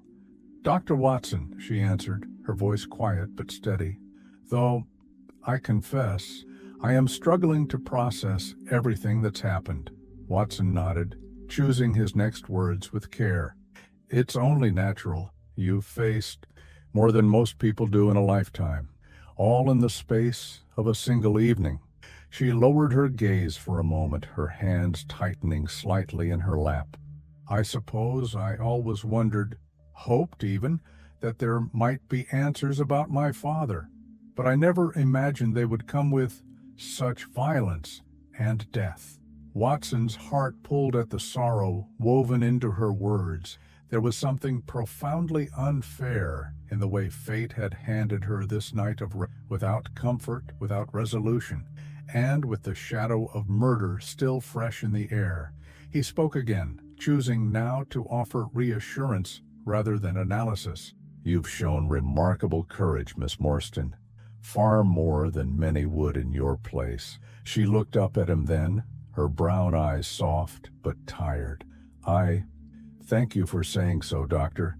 Your presence tonight has been more comforting than express." Watson felt a warmth rise to his face, unaccustomed to such direct gratitude from someone who already carried so much grace. For a brief second their eyes held, and in that small exchange, Watson sensed a quiet understanding forming between them, a bond forged not by circumstance alone, but by the shared experience of fear and uncertainty. Holmes's voice cut through the moment with sudden clarity. "We'll arrive shortly," he said, lifting his head for the first time in miles. "Once there, Miss Morstan, you'll have the guest room, and Mr. Sholto, I'll arrange for your accommodation nearby." Thaddeus, still lost in his own spiral of anxiety, barely acknowledged the comment. Miss Morstan turned her gaze back to the window, her breath forming a soft mist on the glass she exhaled. Watson remained where he sat, hands clasped tightly together, feeling the unfamiliar but undeniable pull of emotion stirring inside him. By the time the cab turned onto Baker Street and pulled up outside number 221B, the fog had thickened so much that the outline of the building barely emerged from the mist until they were directly before it. Holmes climbed out first, his long coat trailing behind him like a dark shadow. Watson stepped out next, turning to offer his hand to Miss Morstan as she descended carefully from the cab. Her gloved fingers rested briefly in his palm, cool but steady, and Watson felt a small jolt of something he couldn't quite name but couldn't deny. Inside the apartment, Mrs. Hudson met them at the door, her expression shifting instantly to one of concern as she took in their tired and serious faces. Without hesitation, she began preparing the guest room for Miss Morstan and making arrangements and light refreshments, as though instinctively understanding the gravity of the night's events. Holmes gave Watson a nod as they entered the sitting room. "I'll be in my room. I've inquiries and letters to send. Let no one disturb me." With that, Holmes disappeared behind his door, leaving Watson to tend to their guest. Watson escorted Miss Morstan to the guest room, ensuring she had everything she needed. As she stood in the doorway preparing to close it for the night, she paused. "Dr. Watson?" she said softly. He turned, meeting her gaze. "Yes, Miss Morstan. Thank you for your kindness." Her smile, though faint and weary, felt genuine, and for the first time since the evening began, Watson felt a quiet hope rise inside him. A connection had begun to form, fragile but real. With a polite nod, she closed the door gently. Watson stood in the hallway for a long moment afterward, staring at the closed door, letting the soft echo of her words settle in his. And as he returned to the sitting room, where Holmes's shadow moved behind the frosted glass of his door, Watson knew that this case, whatever its dangers, had already changed something within him, perhaps forever.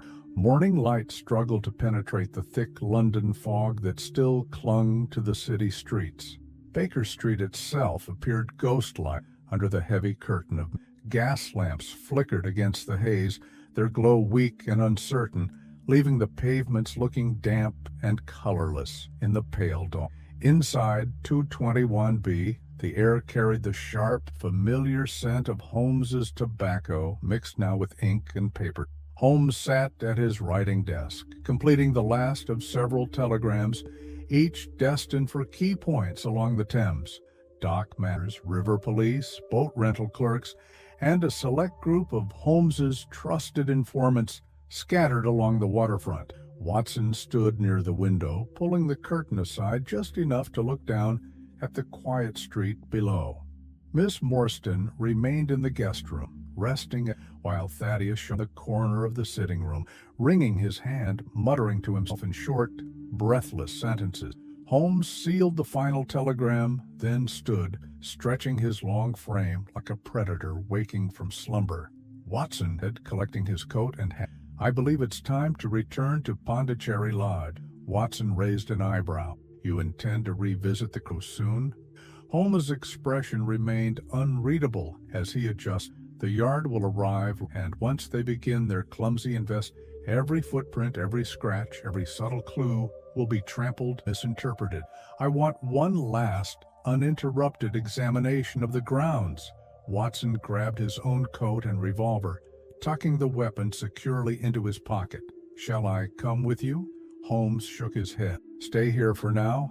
Miss Morstan may wake shortly, and I trust you'll be a more calming presence for her than I would be. Besides, I work best alone when surveying an exterior scene." Watson nodded, though part of him itched to accompany Holmes, yet experience had taught him that when Holmes entered this specific frame of mind, half hunter, half mathematician, it was best not to interfere. Holmes gave one last glance toward the clock on the mantelpiece, then turned and descended the stairs with quiet urgency. Within minutes, he was on the street, disappearing into the fog as though absorbed by the city itself. Pondicherry Lodge stood as solemn and still as it had the night. The fog had thickened over Norwood, and the damp air clung to Holmes's clothing as he stood at the perimeter wall, surveying the building from a distance before stepping closer. The garden path showed little change since their departure. The trampled grass near the window, the disturbed soil near the flower beds, and the faint impressions near the base of the wall all remained intact, thanks in part to Holmes's earlier warning to the local constable to keep the area untouched until his return. Holmes moved slowly, crouching near the window first.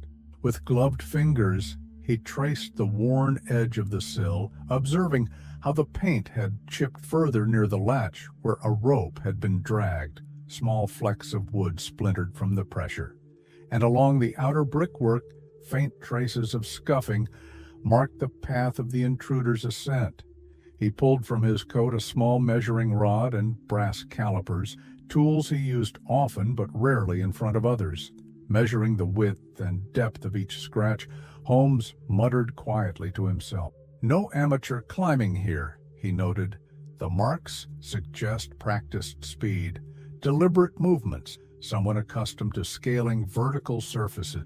He moved next to the garden soil beneath the window. The indentations from the ladder remained visible, though softened somewhat by the damp. Beside them, the barefoot prints were still clear in places, their shape distinct, toes spread wide for balance, the heel barely pressing into the soft ground. Holmes knelt, examining the small, but not that of, more likely, a man of shorter stature, possibly lightweight, the spread of the toes. Someone who often walks unshod, accustomed to bare feet on rough terrain. He stood, glancing toward the southern edge of the property, where the path disappeared into the fog beyond the wall. Holmes crossed to the outer gate, pushing it open with deliberate care. The path that extended beyond Pondicherry Lodge was narrow and flanked by thick hedges on one side and a crumbling stone wall on the other. The damp earth beneath his feet showed a faint, broken trail leading away from the house toward a broader track that connected to a service road leading downhill toward the river. Holmes paused at this junction, crouching again to inspect the mud and crushed grass. "Multiple prints," he observed quietly. "Two distinct sets. One, the same booted foot we traced last night, worn heel, square toe, perhaps a size 9. The other, again barefoot, lighter, but following the same direction." He removed a small glass vial from his pocket and scooped a bit of the soil near one of the deeper impressions, sealing it carefully for later comparison. Holmes followed the path farther, stopping at the boundary where it met a broader lane leading toward the Thames. There, the ruts of wagon wheels crossed with the fresher imprints of horse-drawn cabs, pedestrians, and other city traffic.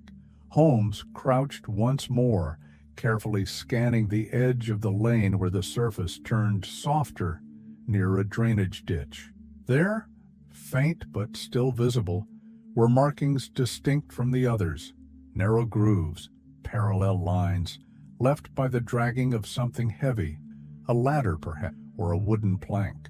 Holmes's expression darkened. They brought their own equipment, he said to himself, standing slowly, a premeditated approach with coordinated rolls between two men. He turned back toward the house, his mind already racing through the next steps. Once inside again, Holmes re-examined the study from top to bottom. He opened drawers with gloved hands, checked the backs of picture frames, lifted the edges of carpets.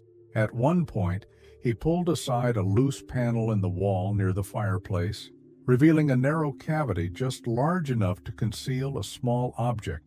It was empty, but the dust pattern suggested it hadn't been disturbed in years.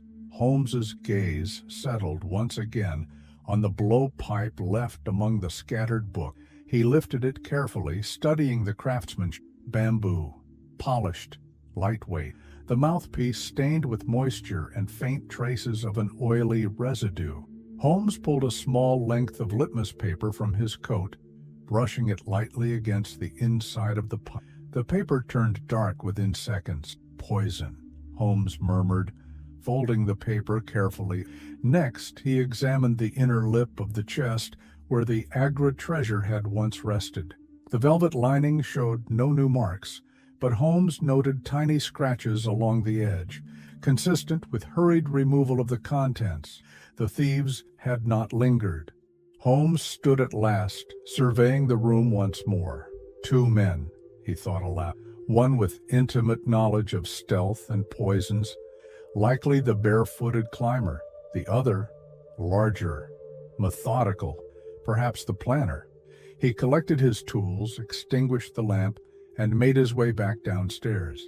Before leaving, Holmes spoke briefly with the constable stationed at the front gate. "Expect a visit from Inspector Jones of Scotland Yard before noon," Holmes said firmly.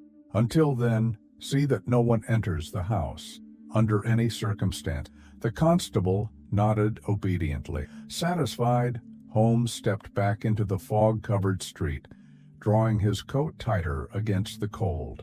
As he began the return journey to Baker Street, his mind ran ahead, already assembling a profile of the criminals, one that grew clearer with every step. By the time Holmes reached his own door, the first plan of pursuit had already begun to form. By the time Holmes returned to Baker Street, the fog had begun to lift slightly, though the gray morning light still lent an oppressive weight to the day. Watson sat in the armchair by the window, thumbing absently through a medical journal, but his attention remained fixed on the door. The faintest sound of Holmes's approaching footsteps was all Watson needed to rise at once, moving quickly to meet his friend. Holmes entered with the same quiet intensity that had marked him since the beginning of the case. His overcoat, still damp at the hem from the fog-drenched streets, trailed behind him as he made his way directly to the fire, removing his gloves with deliberate slowness. "Anything?" Already knowing the answer would be yes. "Plenty," Holmes replied, his tone low and clipped. The footprints remain. Two men, one barefoot, one wearing a boot with a worn heel and bare toe. Ladder marks beneath the study window. A clear trail leading south toward the Thames, and evidence that the poison used was of an exotic variety, likely derived from tropical flora. Watson nodded, absorbing the information. Before either man could speak further, the unmistakable sound of heavy boots echoed on the stairs outside their door. The tread was quick, urgent, and without pause. A moment later, the door swung open without ceremony, and a broad-shouldered, thick-set man entered the room, his face flushed from exertion, or perhaps irritation. Inspector Athelney Jones of Scotland Yard had arrived. Watson recognized him at once. Jones had crossed their path before, an inspector with an inflated sense of his own importance, prone to quick conclusions, and often blind to subtler evidence. He was a man of determination, but lacked Holmes's eye for detail, preferring action to analysis and arrest to deduction. "Mr. Holmes, Dr. Watson," Jones exclaimed, removing his hat and brushing a few drops of moisture from his coat sleeve. I've just come from Norwood. Absolute chaos at Pondicherry Lodge. The constable stationed there said you left strict instructions not to disturb the scene. I hope you'll forgive me for overriding that. But murder, Mr. Holmes, is not a private affair. Holmes offered a faint, almost indulgent smile. Of course, Inspector, I would expect nothing less than your full involvement. Jones paced the room with restless energy. I've already sent men to interview the neighbors. We'll have every street corner watched within the hour. Rest assured, no criminal leaves Norwood without Scotland Yard knowing of it. Holmes lowered himself into his chair, steepling his fingers beneath his chin. And what conclusions have you drawn, Inspector? Jones straightened, as though delivering a carefully rehearsed speech.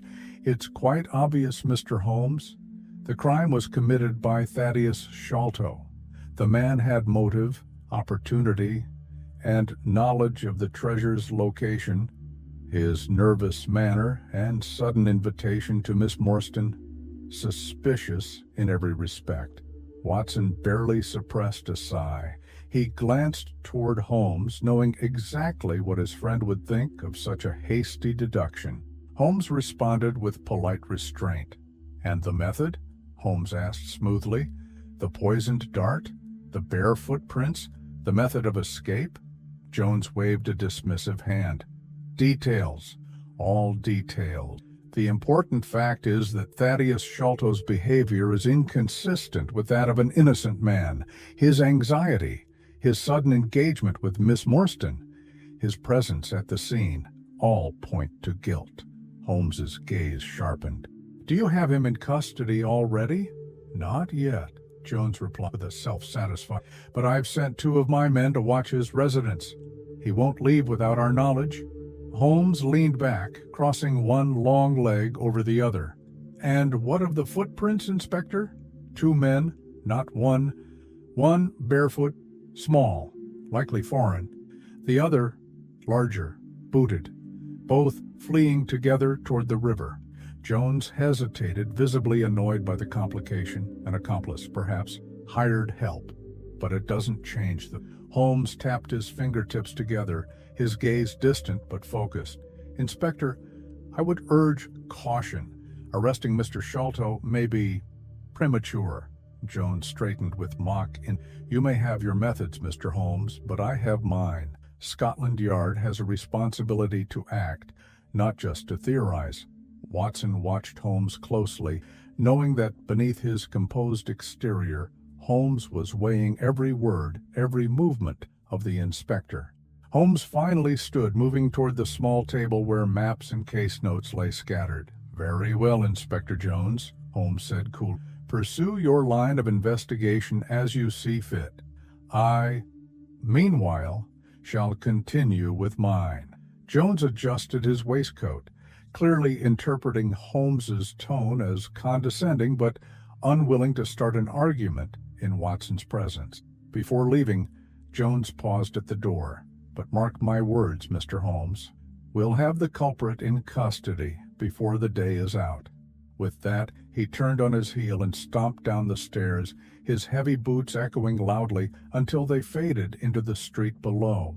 Holmes stood silently for a moment, staring at the closed door. Then, with a slight smile, he turned to Watson. The Yard will be busy chasing shadows today, Holmes said with a dry chuckle, which suits us perfectly.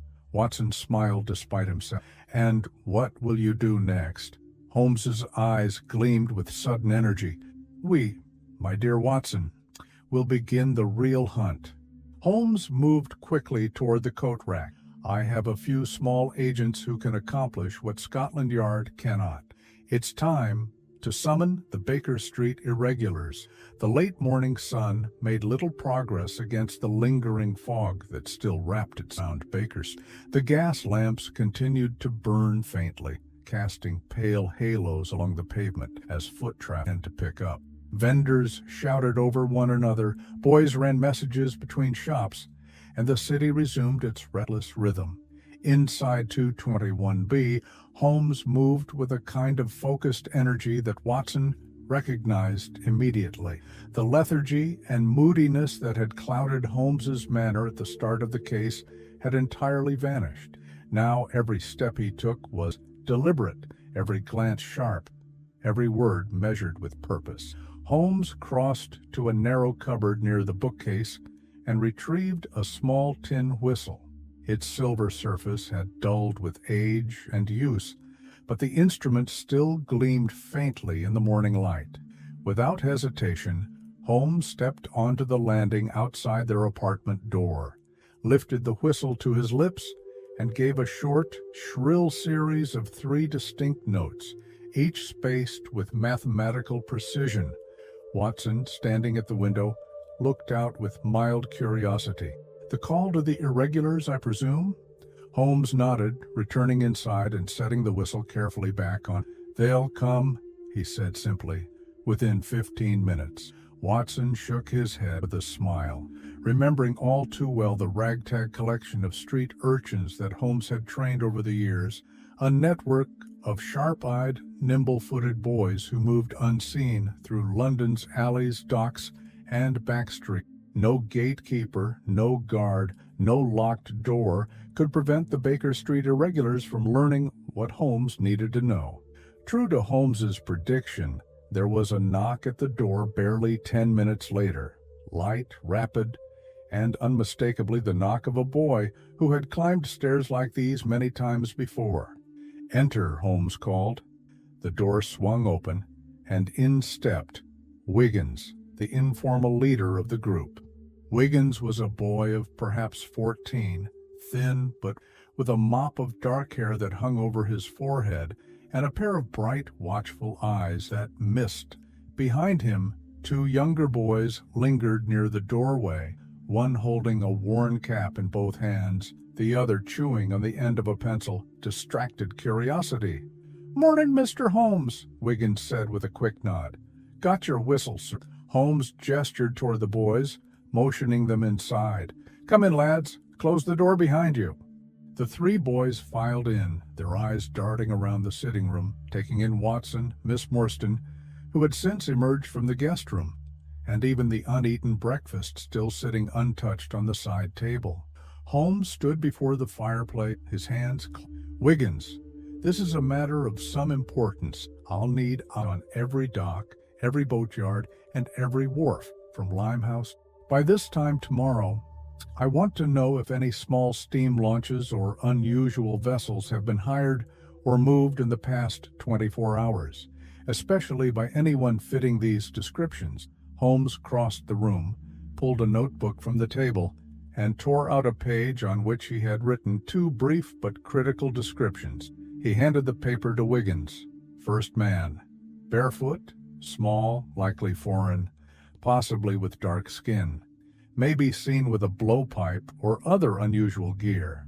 Second man, heavier, wearing worn boots, strong, may limp slightly." Wiggins read the note with a practiced speed, then handed it to the younger boys, who each took a moment to memorize the descriptions. "And the reward, sir?" Wiggins asked, his grin sly but not disrespectful. Holmes smiled faintly. 5 shillings for the first sighting that leads to result. 10 if it leads directly to an arrest. Wiggins's eyes lit up. "Very good, Mr. Holmes. We'll cover the river like a net." Before turning to leave, Holmes held up one more hand. "One more thing," Holmes said, his voice dropping. "If you come across a small steam launch with fresh paint, especially if it seems to have been disguised or recently renamed, I want to know immediately." "Understood," Wiggins said, tipping an imaginary cap before leading the other boys out the door. As their footsteps echoed down the stairs, Watson turned to Holmes. "Do you really think they'll find anything?" Holmes moved toward the window, peering out through the thinning fog. All was due, with quiet. He stood there for a long moment, staring out at the city below. The street boys were already scattering and disappearing into the crowd like drops of ink, vanishing, and Holmes turned back to his voice low, but alive with energy. "Our killers left a trail. Watson, it's faint, fragmented, but it's there. And with the right eyes watching, we'll find it. What's our next move? Holmes smiled. We wait for the city. And with that, Holmes returned to his desk, picking up the morning newspaper with the same casual air he might display on any other day. Yet Watson knew that beneath that exterior, Holmes's mind was working faster and sharper than ever. Somewhere along the Thames, the answer drifted on the fog, and Holmes intended to catch it. The next day dawned without fanfare. The fog, which had rolled heavily through the streets the day before, now hung like a low, reluctant mist, retreating only enough to reveal the distant outlines of rooftops and chimneys across Baker Street. The air held a dampness that settled in the lungs and clung to clothing, making even short walks through the city feel longer and heavier. Holmes rose early, though Watson doubted he had slept at all. Since the Baker Street irregulars had been dispatched the previous morning, Holmes had remained restless, pacing the sitting room for hours, staring long into the fire, and reviewing the details of this again and again. At 7 o'clock sharp, Wiggins arrived his cheeks flushed from running, his cap pulled low over his forehead, but failing to conceal the excitement burning in his. Holmes opened the door himself. "You have something for me?" His tone low but intense. "Yes, sir. We found her. The boat." Holmes's eyes narrowed. "Go on." Wiggins wiped his nose on his sleeve and began speaking quickly, tripping over his own words in his eagerness. "There's a small steam launch, sir. Name's the Aurora. Been docked at a private wharf behind a timber yard near Millbank. But here's the interesting bit, Mr. Holmes. She's been painted over, fresh coat, barely dry in places. New name stenciled on the side, but the older name, you can still see it faint under the paint if you look close." Holmes's face lit with sharp satisfaction. "Excellent, Wiggins. Very good work." He turned toward Watson, who stood from his chair, already reaching for his coat. "And the crew?" Holmes asked, turning back to the boy. "That's the strange thing, sir," Wiggins continued. "The owner listed at the dockyard as a man named Mordecai Smith, but he hasn't been seen for days. His wife, and she's still at their house by the wharf, worried sick. She says both her husband and her son disappeared 2 nights ago, right after they took a late-night job. Unusual for them. Some secret hire, cash in hand, didn't say where they were going, just left with the launch and haven't returned." Holmes's expression darkened, but there was no pause in his response. "And the boat herself, still there?" "She was late last night, tied up behind the timber shed, but this morning, she's gone." Holmes's features tightened. "How long ago?" Wiggins shrugged helplessly. "Couldn't say for sure. The fog was thick. Could have slipped off the dock just before dawn." Holmes paced the room once, then stopped, fixing Wiggins with a penetrating gaze. "Which way does the tide run at this hour?" "Out toward the east, sir. Moving fast." Holmes nodded. "Good. Then we still have a chance." He reached into his pocket, pulled out 2 silver coins and placed them into Wiggins's hand. "You've done well, Wiggins. Tell the rest of your boys to remain along the riverbanks, eyes open. If you see the Aurora again, I want word sent to me immediately, day or night." "Yes, sir," Wiggins said proudly before bolting from the room and vanishing. Holmes turned toward Watson with renewed intensity. "It seems we're dealing with fugitives who know the river well," Holmes said, already pulling a large nautical chart from the shelf and spreading it across the sitting room table. "They've disguised their vessel. They've secured a complicit boatman, and now they're taking full advantage of the tide." Watson studied the chart alongside Holmes, tracing the snaking path of the Thames as it twisted through the city. "They could be anywhere by now." Holmes shook. "Not quite. A launch like the Aurora, small but fast under steam, won't risk the open estuary. Too many watchers at Tilbury, too much commercial traffic at Gravesend. They'll stick to the lower river for now, hugging the banks, hiding among the warehouses and shipyards." He moved to the desk and began writing quickly. "And what now?" "Now," Holmes said, sealing the note. "We call in an old friend." He handed the letter to Watson. "This is for Inspector Jones. Tell him to meet us at the Tower Wharf within the hour, and to bring his fastest available launch with a capable crew." Watson glanced at the letter, catching phrases like urgent pursuit, suspects armed, and risk of escape to sea. Holmes grabbed his coat and cane. "We'll need speed, Watson, and a sharp pair of eyes. The Aurora may have had a head start, but I mean to see them caught before they reach the estuary." As Watson hurried off to deliver the note, Holmes moved to the window once more, staring out across the misty street toward the invisible line of the Thames beyond. Somewhere out the killers were running, somewhere. A stolen treasure and a mystery of betrayal drifted further from their grasp. But Holmes, now fully engaged, would not let them escape for long. By mid-afternoon, the fog along the Thames had begun to thin, though the air remained heavy with moisture. A pale, reluctant sun struggled to break through the cloud cover, casting a silvery light over the muddy waters of the river. Holmes stood at Tower Wharf, his coat buttoned tightly against the damp chill, his sharp eyes fixed on the endless procession of barges, steam launches, and cargo vessels drifting along the slow-moving current. Watson arrived moments later, accompanied by Inspector Athelney Jones, whose face already showed signs of both irritation and impatience. Jones carried a thick folder of documents under one arm, his coat collar turned up high around his neck. Despite the inspector's usual bluster, there was something in his manner that suggested a growing respect, reluctant though it was, for Holmes's ability to remain several steps ahead. Holmes greeted them both with a curt nod. "I trust you received my note in time?" Jones grunted, adjusting his gloves. "We're here, aren't we? And as you requested, I've secured the fastest police launch available, the Daisy. Crew's already aboard, steam's up, ready to leave as soon as you give the word." Holmes allowed himself a faint smile. "Excellent." Watson glanced toward the river, his gaze settling on the small but sturdy vessel tethered at the end of the dock. The Daisy was a narrow, coal-fired steam launch, sleek by police standards, with a pointed bow and a reinforced hull designed to navigate both shallow waters and the more crowded industrial stretches of the Thames. A tall, weathered man in a navy blue peacoat stood on the deck, overseeing final preparation. His cap sat low over his brow, and a clay pipe hung loosely from the corner of his mouth. "Captain Croker," Holmes said, stepping aboard. "It's been some time." The old riverman gave a slow, measured nod. "Aye, Mr. Holmes.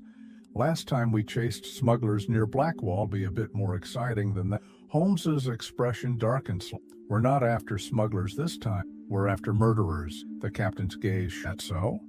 Holmes gestured toward Watson, motioning for the full speed home and discretion. "If the Aurora spots us too early, she'll vanish into the side channel, or worse, out to..."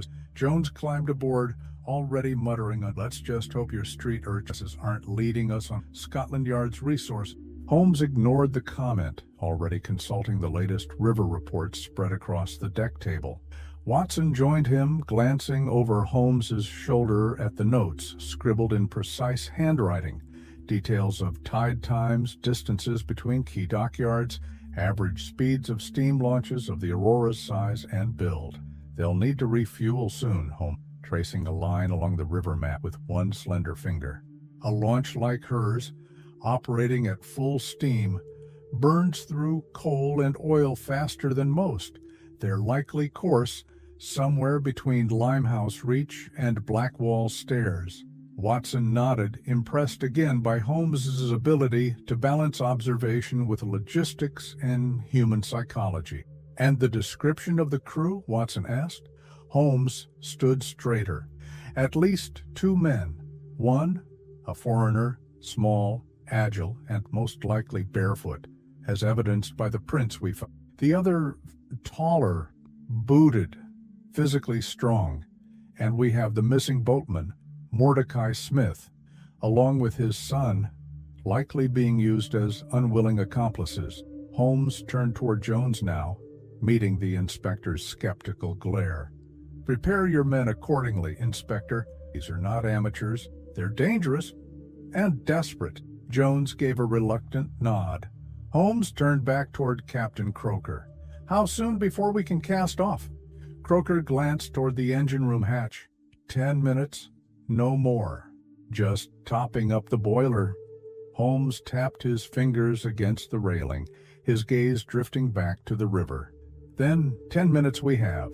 While they waited, Holmes disappeared below deck briefly, returning with a pair of high-powered binoculars and a small revolver, which he checked and loaded with silent efficiency before slipping it into the pocket of his overcoat. Watson did the same, ensuring his own revolver was close at hand.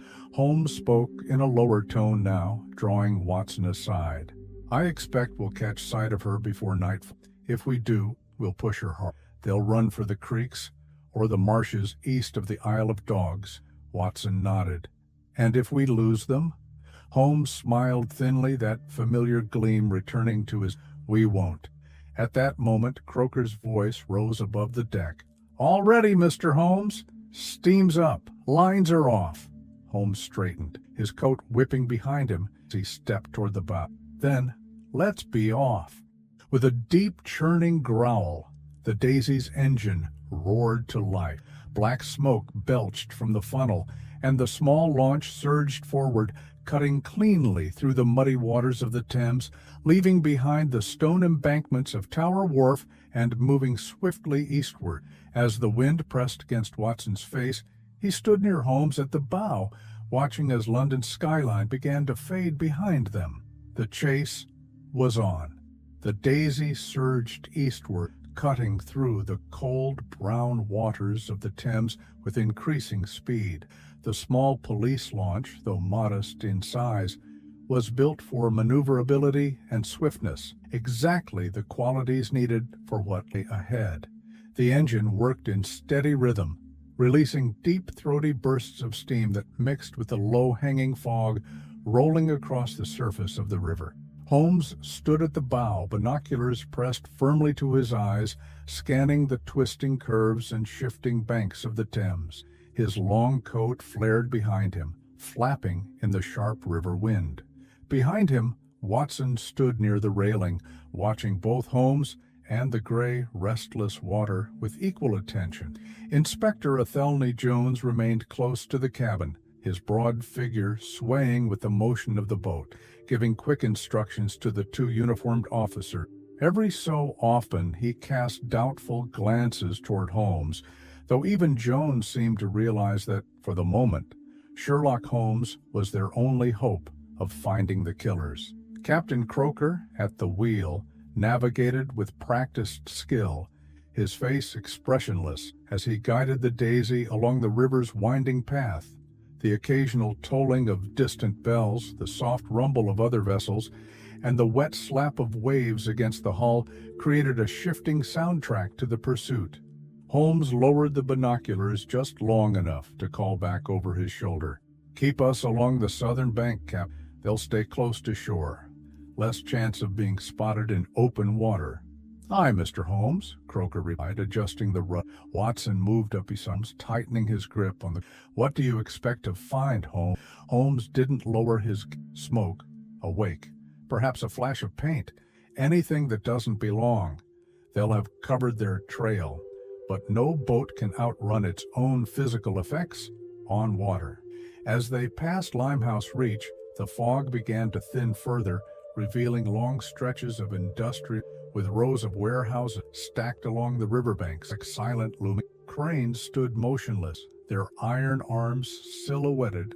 Barges and coal lighters drifted lazily along the channel, their crews barely noticing fast-moving police launch. Holmes remained sharp-eyed, scanning every pier, every floating structure, every moored vessel with relentless focus. Suddenly, from the far side of the river, near Blackwall, a faint column of smoke rose from behind a series of abandoned wharf buildings. Holmes's voice rang out with sudden intensity. "There, off the port bow, behind the timber stacks.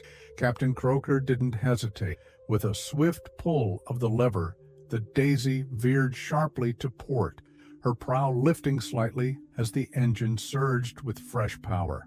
Watson and Jones steadied themselves as the launch cut across the water, leaving a long white wake behind. As they drew closer, the shape of a small steam launch became visible, emerging slowly from behind the cover of moored barges and dock piles. The vessel was low to the water, painted in dull colors to blend with the river's natural hues. A thin trail of gray-black smoke poured from its funnel as it began picking up speed. Holmes lifted the binoculars again, his eyes narrowing. "That's her, the Aurora." Jones moved. "Are you certain?" It was crisp. The Aurora pushed forward now, her engines roaring to life as she moved downstream at a dangerous speed, cutting between larger vessels with reckless abandon. Water sprayed high at her bow, and her wake widened as she gathered momentum. Watson's heart raced as the Daisy lunged after her. Captain Croker leaned into the wheel, his pipe clenched tightly between his teeth. "Hold fast, gentlemen," he called. "We'll catch her, but it'll be rough going." The chase intensified. The Daisy pushed to her limits, her engine groaning with the strain as she closed the distance between the two vessels. Both boats swerved around anchored barges, shot beneath low-hanging bridges, and threaded between heavy cargo ships that loomed like giants on either side. Jones gripped the railing with both hands, shouting commands to his men. "Load your rifles. If they resist, we'll stop them by force." Holmes stood at the bow, completely still despite the boat's violent lurching, his eyes fixed ahead like a hunting hawk. Watson's attention shifted between Holmes and the retreating shape of the Aurora. As they drew closer, he could make out details now. Two figures moving on her deck. One, a tall man, moving with broad, powerful strides, clearly shouting instructions to the other. The second figure, smaller, quicker, barefoot, darting back and forth across the deck with unnatural speed. Holmes called back, "Be ready, Watson. They won't surrender easily." Watson nodded, gripping his revolver tightly, forcing himself to steady his breathing despite the adrenaline rushing through him. The two boats surged past the Pool of London, where the river narrowed between crowded docks and warehouses. The air thickened with smoke and the smell of coal. Workers on the docks stopped what they were doing, pointing toward the scene unfolding before them. Two launches tearing down the Thames at breakneck speed, leaving chaos and shouts of confusion in their wake. Ahead, the Aurora swerved dangerously close to a moored freighter, her hull scraping along the larger ship's side. Sparks flew where metal met metal, but the smaller boat held its course, bouncing back into open water with a defiant burst of speed. Holmes remained unflinching. "Stay with them, Croker." Full steam, the Daisy pushing even harder, her bow slicing through the rolling waves created by the Aurora's erratic path. Watson turned toward Holmes once more. "If they reach the estuary..." Holmes's reply was cold and immediate. "We catch them before they do." The distance between the two boats closed by another 10 yards. Rifles appeared on the Aurora's deck now, wielded by the larger man. Watson could see him turn, lifting the weapon to his shoulder. "Down!" Holmes shouted. A sharp crack rang out across the water. A bullet struck the water's surface just feet from the Daisy's bow, sending up a violent splash. Jones shouted to his officers, "Return fire. Aim low. Disable the boat if you must." Watson raised his revolver, lining up a shot, but Holmes grabbed his arm. "No, Watson, not yet. Wait for my word." Another shot from the Aurora whizzed past them, ricocheting off the metal frame near the wheelhouse. Holmes's voice rang out once more. "Hold steady. Their fuel won't last at this pace. They'll have to slow soon. And when they do..." He didn't finish. He didn't need to. The Daisy surged ahead, the Thames narrowing before them, and the air filling with the roar of engines, the crack of gunfire, and the rising sound of shouting voices from the riverbanks. Somewhere just the fugitives and fuel, and Holmes, Watson, and the men aboard the Daisy. The Daisy surged forward with relentless determination, her bow slicing clean through the churning waters of the Thames. Steam hissed in great white clouds from her funnel, and the throb of the engine shook the very deck beneath their feet. Watson clung to the railing, eyes fixed on the rapidly closing distance between them and the Aurora. The fugitives had lost their lead. Holmes remained at the bow, his stance as steady as stone, binoculars fixed to his eyes, tracking every movement of the men aboard the fleeing launch. Inspector Jones barked orders to the officers beside him, his face flushed with exertion, sweat already trickling down his temples despite the cold air blasting across the river. The chase had driven both vessels beyond Blackwall Reach now, their engines pushed to their limits, smoke pouring from their stacks like trailing black banners. Holmes lowered the binoculars briefly and called back to Captain Croker. "Steady now, Croker. They're losing power. Keep us right on their tail, but hold off closing the gap too quickly. They're armed and desperate." From their position, Watson could now clearly see the two figures aboard the Aurora.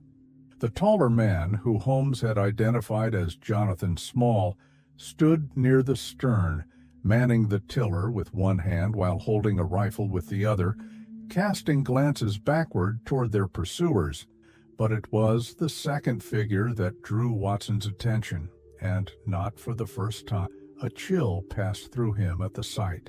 The smaller man, bare-chested despite the cold, crouched near the bow of the Aurora.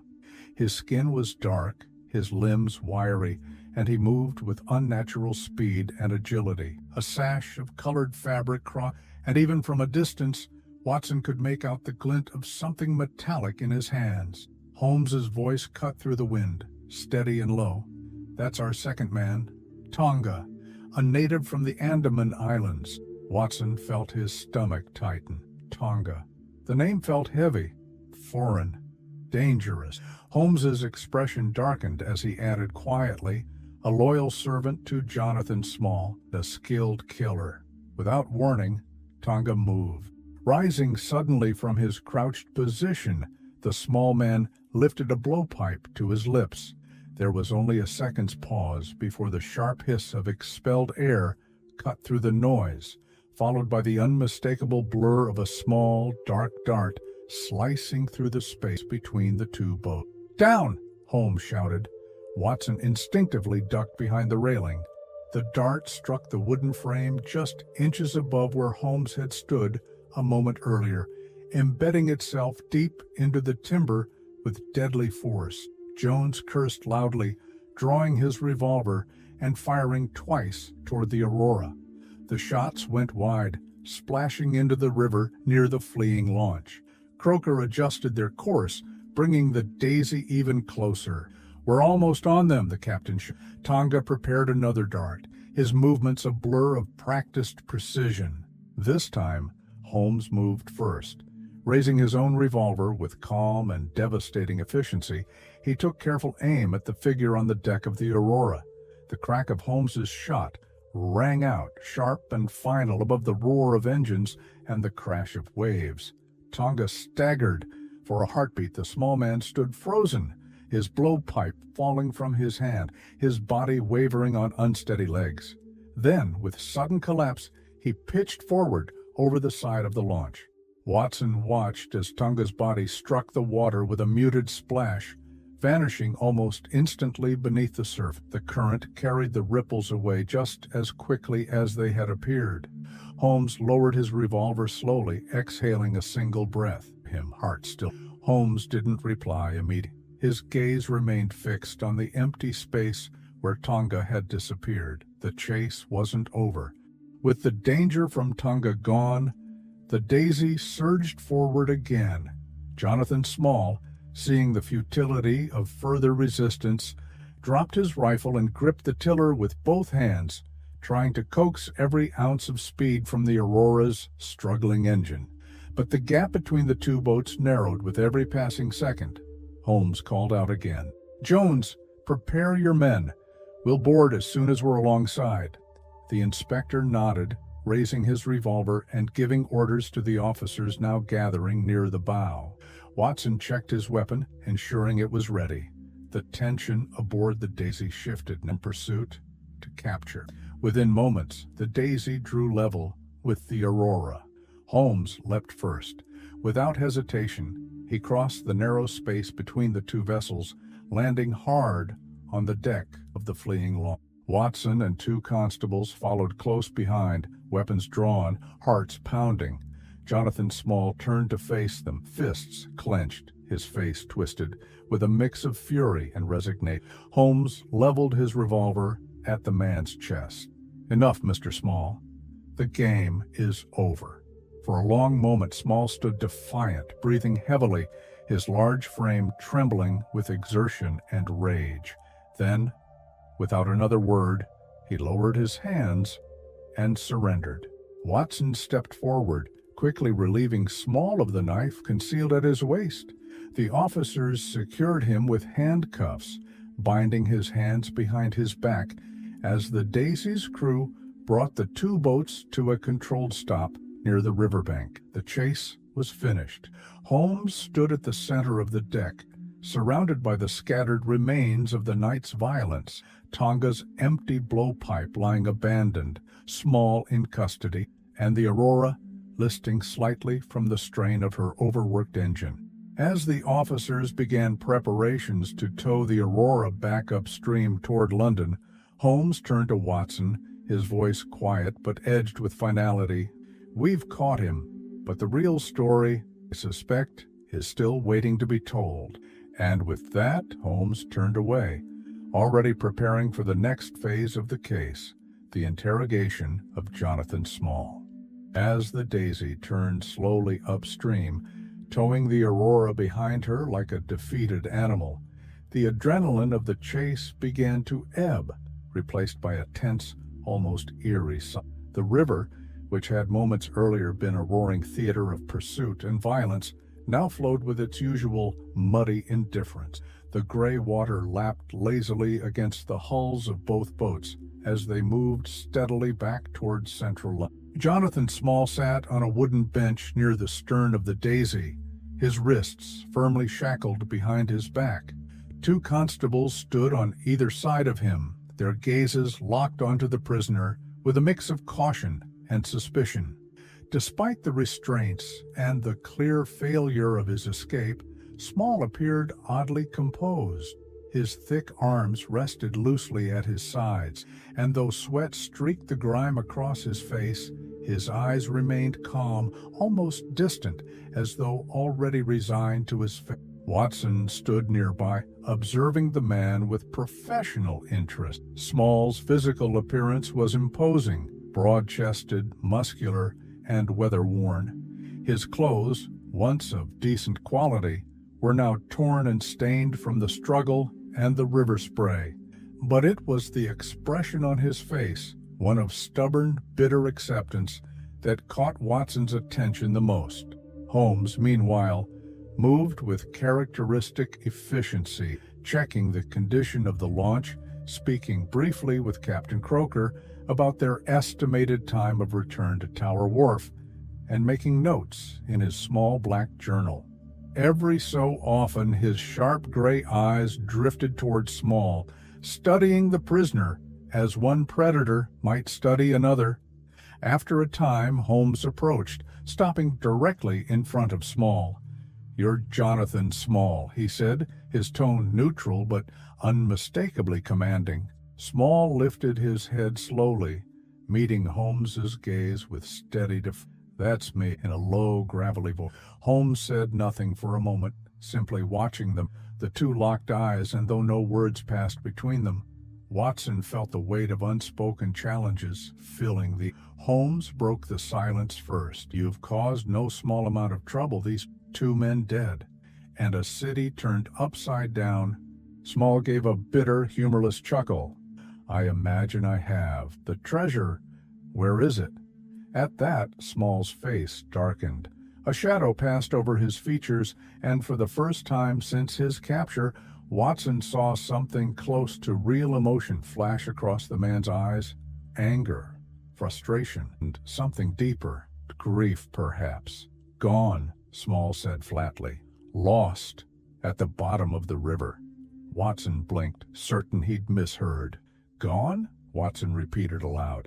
Small nodded, shifting slightly against the weight of the shackles. I threw it overboard. During the chase, back near Limehouse Reach, you were closing in, and I'd sooner see it rot at the bottom of the Thames than let it fall into your hands, or anyone else's. Inspector Jones, who had been standing near the cabin door, stepped forward at this revelation. What nonsense is this? Jones barked. You're lying. Where's the treasure?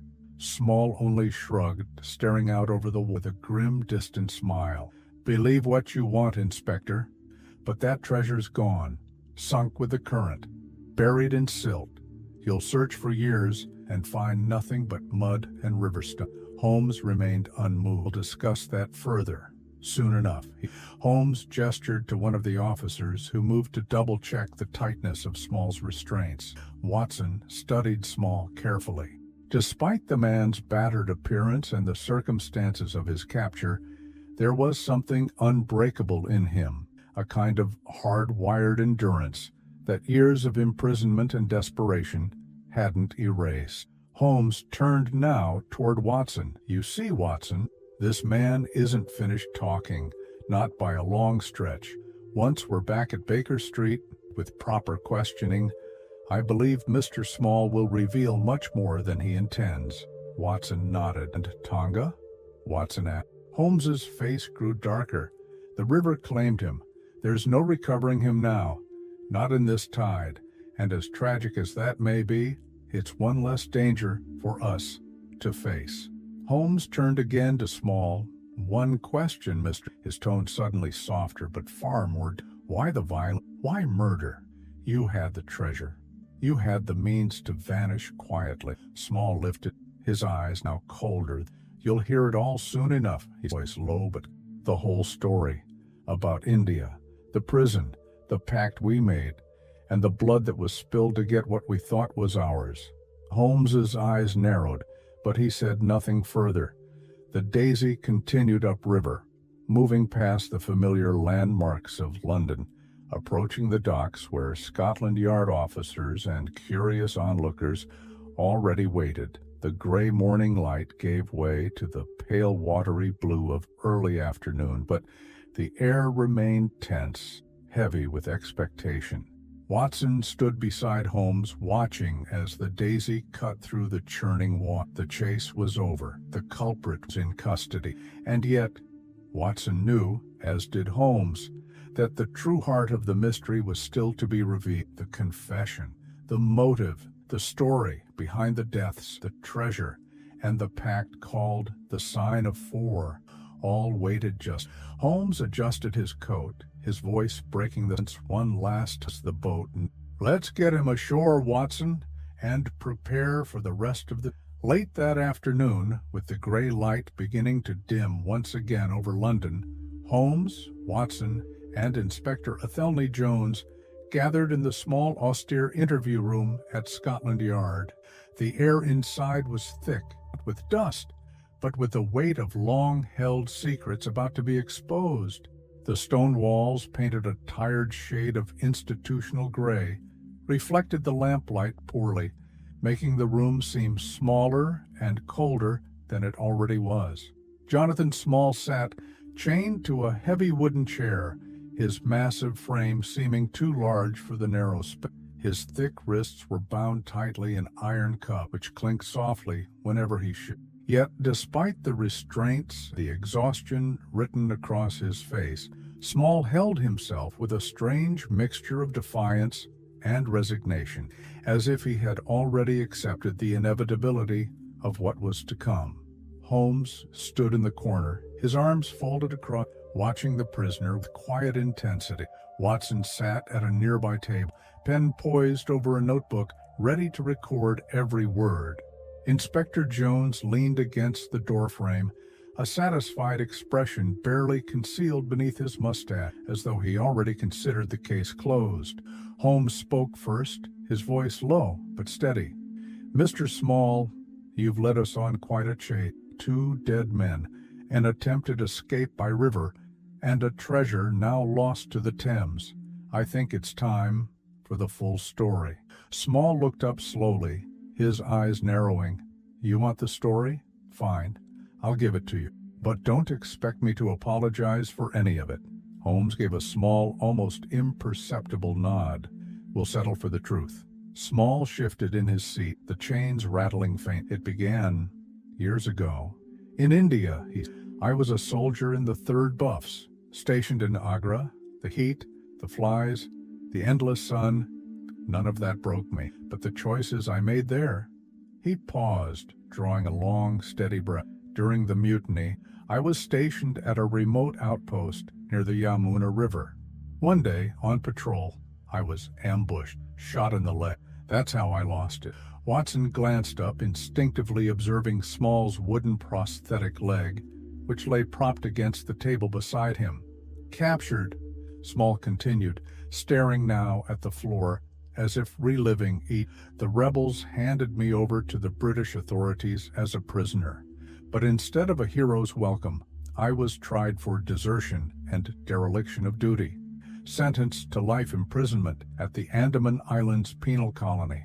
Holmes's expression shifted, as though a key piece of the puzzle had just clicked into place. "The Andamans," Small nodded bitterly. "Hell on earth, starvation, heat like you wouldn't believe. Men died there faster than—" He paused again, clouding with, "That's where I met the 3 men, all natives, all prisoners like Abdullah Khan, Dost Akbar, and Muhammad Singh. Together we survived what others didn't. We protected each other, each other's backs." Small's voice dropped lower. "And together, we learned of the treasure." Watson leaned in slightly, his pen gliding quickly across the page. "The Agra treasure," Small said, his eyes now burning with old anger. "It belonged to a Maharaja, hidden during the chaos of the mutiny. Jewels, gold, enough to make each of us rich beyond our dreams. The 4 of us, we made a pact, the sign of 4. That's what we called ourselves. We swore if one of us ever found a way out, we'd split the treasure equally." Holmes spoke now, his tone measured. "And yet, it didn't quite happen that way, did it?" Small let out a bitter laugh. "Hardly. One day I was assigned as a servant to a British officer, none other than Captain Arthur Morstan. I trusted him, thought maybe he'd help me. Help all of us." Small's hands clenched into fists, the metal cuffs grinding softly. "I told him everything at Senna about the treasure, about the pact. I offered him half if he'd help me get out, help me retrieve it." Watson's eyes widened, the magnitude of Small's betrayal sinking in. "And did he help?" Holmes asked, though the answer was already clear to him. Small spat on the floor beside him. "No. The captain and his friend Major Sholto, they took the information, then turned on me, arranged for me to stay locked up while they went after the treasure themselves." Watson felt a sharp pang of pity, mixed with revulsion. "So you stayed in prison while they grew rich?" Small nodded, bitter move.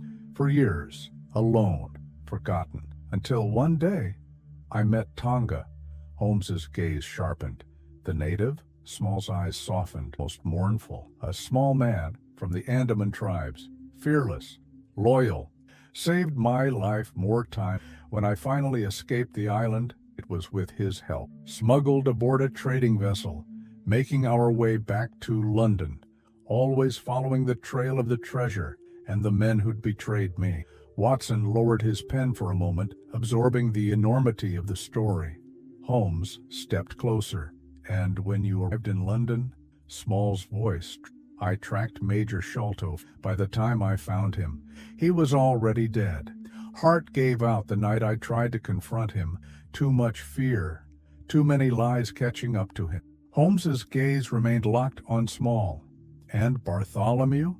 That was Tonga's doing," Small admitted. "The poison darts, his weapon of choice. I never intended for more blood, but once we found the treasure again, it all happened too fast."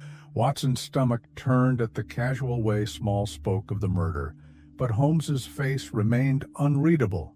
And the treasure? Holmes pressed. Like I said, gone. I tossed it into the river. If I couldn't have it, no one would. Silence settled heavily over the room.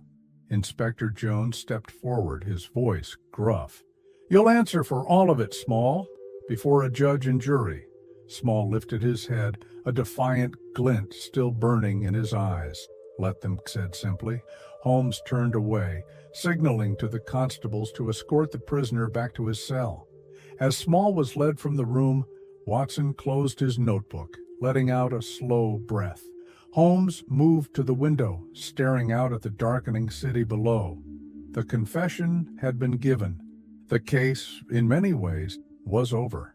But as Watson watched Holmes standing there in silence, he knew his friend was already moving on to the next unknown. The streets of London waited, and so did the next man. After Jonathan Small's confession, Holmes and Watson sat together in the quiet of 221B Baker's. The gaslight flickered softly in the corner, casting long, lazy shadows across the walls filled with books, maps, and case notes. The tension that had thickened the air for days seemed to loosen, though not entirely disappear.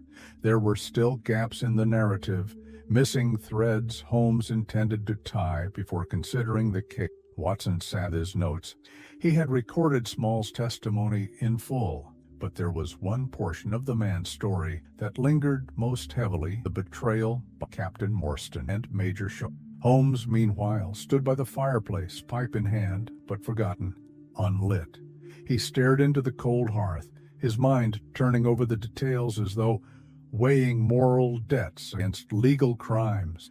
After a long pause, Watson broke the Holmes, do you believe him about the betrayal? Holmes turned, his eyes narrowing. I do, Watson. The details fit too neatly. The timeline, the secrecy, the behavior of both Captain Morstan and Major Sholto upon their return from India. Men like Small don't invent lies of that complexity, especially when they know the gallows await. Watson nodded, though he felt no less disturbed by the revelation. The betrayal. It went deeper than Small had revealed in court, Holmes continued. I've spent the afternoon reviewing Sholto's military records and cross-referencing them with dispatch logs from the Andaman Penal Colony. Holmes walked to his desk and opened a drawer, retrieving a worn folder filled with official correspondences and ship manifests. Shortly after Small's imprisonment, Holmes explained both Morstan and Sholto were stationed together in Agra. They had access to confidential information regarding prisoner transfers, and they both knew about the location of the Agra treasure thanks to Small's desperate confession during his imprisonment. Holmes laid a faded letter on the table, its ink smudged from years of handling. This, Holmes said, pointing to the document, is a communication from Major Sholto to a shipping officer at Calcutta, dated just weeks after Small's sentencing. Notice the urgency in the language, the reference to private assets needing discreet transport. Watson leaned in, reading quickly. The phrasing left little doubt. Major Sholto had made arrangements to smuggle the treasure out of India without informing either the colonial authorities or Small's fellow conspirators still locked in the penal colony. And Morstan? Holmes nodded. Morstan was the intermediary, the one who kept Small quiet, dangling promises of release, delaying, misleading him. Meanwhile, the treasure was already halfway to England. Watson exhaled slowly, letting the weight of the realization settle. So, both men, officers of Her Majesty's Army, betrayed Small, stole the treasure, and then kept it hidden from everyone else, even from Miss Morstan. Holmes's fear of discovery. It explains Sholto's paranoia in his final year, the locked room, the window watch, and it explains Morstan's agitation before his final visit. Watson flipped through his notes again, but Small, he never sought justice through the courts. He turned to vengeance. Holmes lit his pipe at last, the flame from the match flaring briefly. And for men like Small, Holmes said, exhaling smoke, justice and revenge are often indistinguishable. Watson felt, thinking of her father, a man she had remembered with longing and sorrow, was now revealed as a man of betrayal and greed. The treasure she once hoped would bring closure had instead exposed the corruption at the heart of it all. As if reading Watson's thoughts, Holmes spoke again. "We'll tell her the truth, but gently." Watson nodded, already rehearsing in his mind how to soften the edges of such a revelation. Holmes turned back to the fire, staring into the flickering light as though it held the fading shadows of Morstan, Sholto, Small, and all the others tangled in the long, dark legacy of the Agra treasure. Another case nearly complete. Another corner of human weakness revealed. After the confession, and with Small now secured in the cells beneath Scotland Yard, Holmes and Watson found themselves back in their familiar sitting room at Baker Street. The lamps burned low, casting a golden haze across the worn leather chairs and dust-speckled air. Rain tapped gently against the window glass. Outside, the streets of London moved on as though none of the violence, betrayal, or loss of life from the past days had occurred. But Holmes's mind remained firmly in India, and more specifically, in the penal colony of the Andaman Islands. As Watson prepared 2 cups of tea, needing something warm to steady the lingering tension, Holmes sat cross-legged in his chair, an old dossier spread across his lap, his eyes moving quickly over the yellowed page. "Watson," Holmes began after several minutes, "have you ever read a first-hand account of life inside the Andaman Island penal settlement?" Watson shook his head, handing Holmes a steaming cup. "Only general reports from military briefings during my time in Afghanistan. Sparse, clinical. Nothing with the sort of human detail I suspect you're referring to." Holmes gave a slow nod, closing the folder and setting it aside. "Then let me fill in the gaps for you. Understanding Small's transformation from soldier to convict, from victim to murderer, requires knowing the world he lived in for nearly a..." Holmes stood, pacing slowly as he spoke, the tone of his voice falling into that deep, steady rhythm that Watson recognized. Focused. "Picture it, Watson. A cluster of islands off the coast of India, dense with jungle, swamps that swallow men whole, air thick with humidity so oppressive that it settles on your skin like a wet cloth you cannot remove. Disease breeds in every stagnant pool, malaria, dysentery, cholera. Men die in rows, laid out like logs waiting for burial." Watson sat back, letting Holmes's words paint. "The prisoners," Holmes continued, "were a mix of native criminals and political dissident, but among them, always a small, bitter knot of British soldiers disgraced and sentenced for crimes against the Crown. They were housed separately but worked together on chain gangs during the day, breaking stone, hauling supplies, building roads that disappeared into the jungle."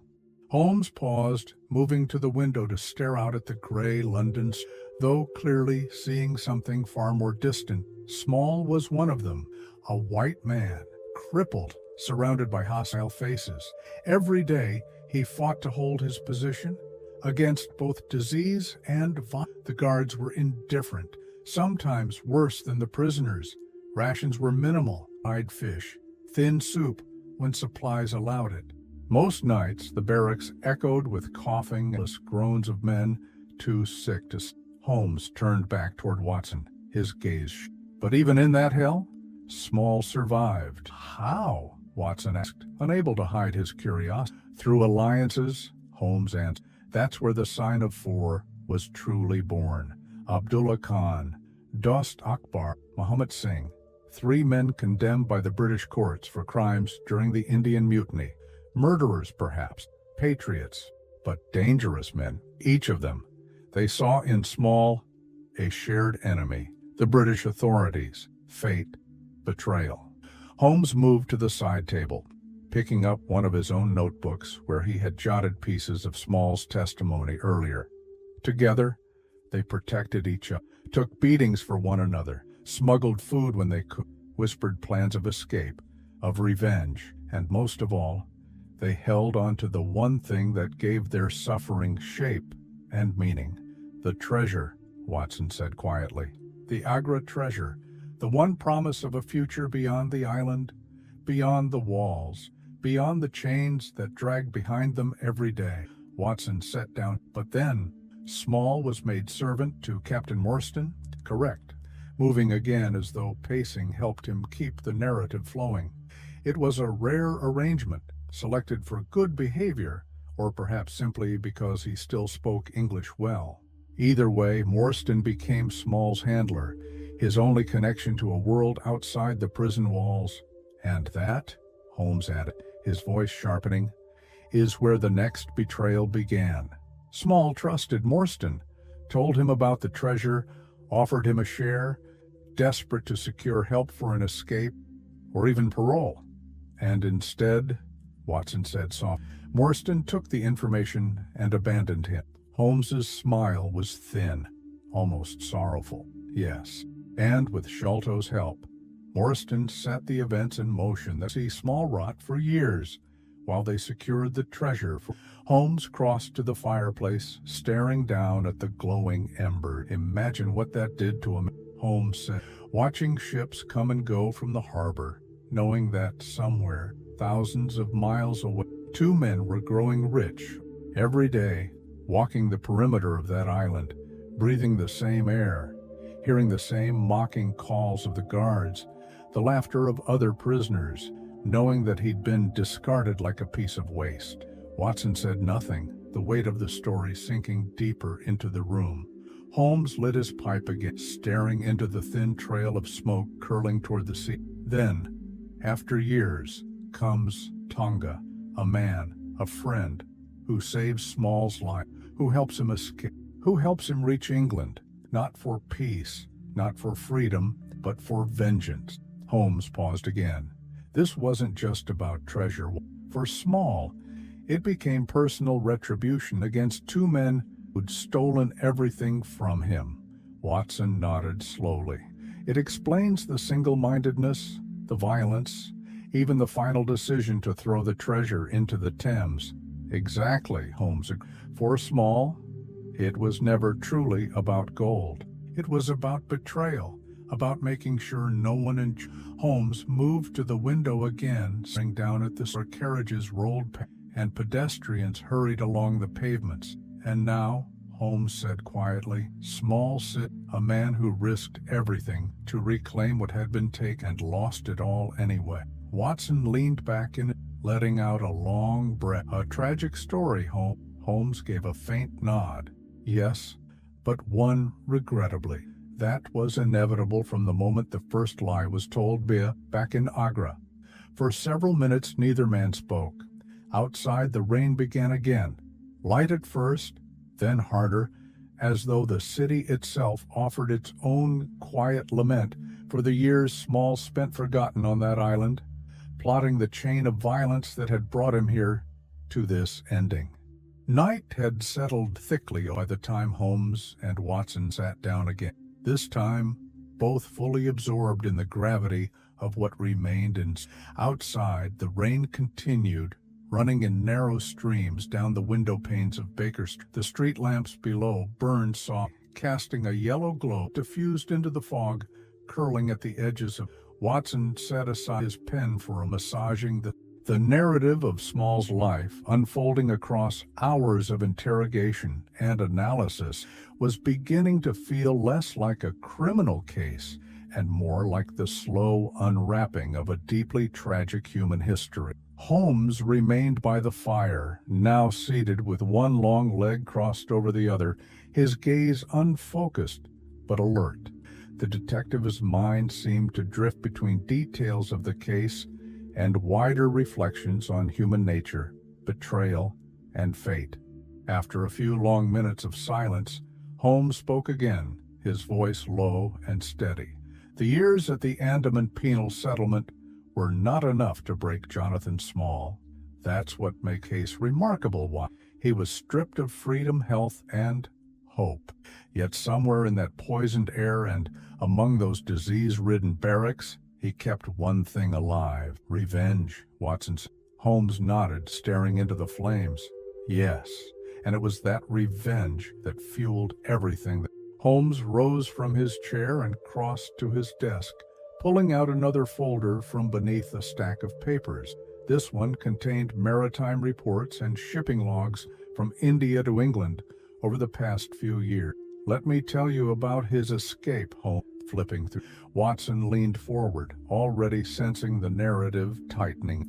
After years of forced labor and isolation, Small began planning in earnest. He cultivated relationships with supply runners and low-ranking prison staff, anyone who could offer even a thread of information about ship movements or patrol gaps. Holmes pulled a sheet of faded paper from the and held it up for Watson to see. One night, during a routine medical transfer, a small storm swept over the island. Visibility dropped. The guards' rotations were disrupted. That was Small's chance. And Tonga? Watson asked. Holmes smiled faintly. Already by his...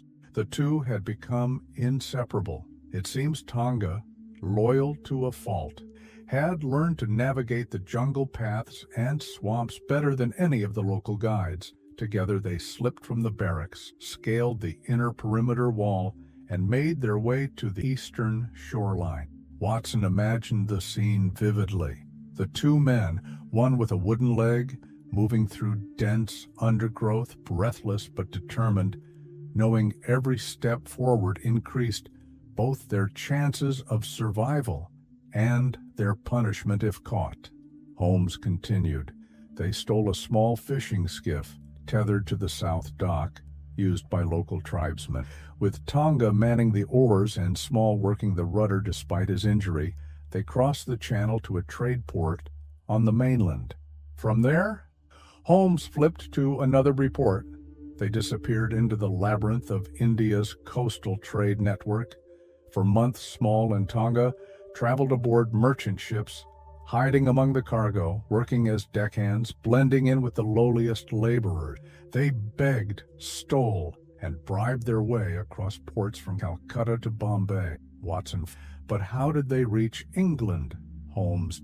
A tramp steamer, the Baroda, bound for London, carrying spices and textiles. Small and Tonga boarded as stowaways, likely assisted by sympathetic or corrupt dock workers. For weeks, Holmes continued, they crossed the Arabian Sea, then the Red Sea, passing through the Suez Canal and into the Mediterranean. From there, the long final stretch through the Atlantic until they reached the docks at Tilbury. Watson shook his head in quiet all that for revenge.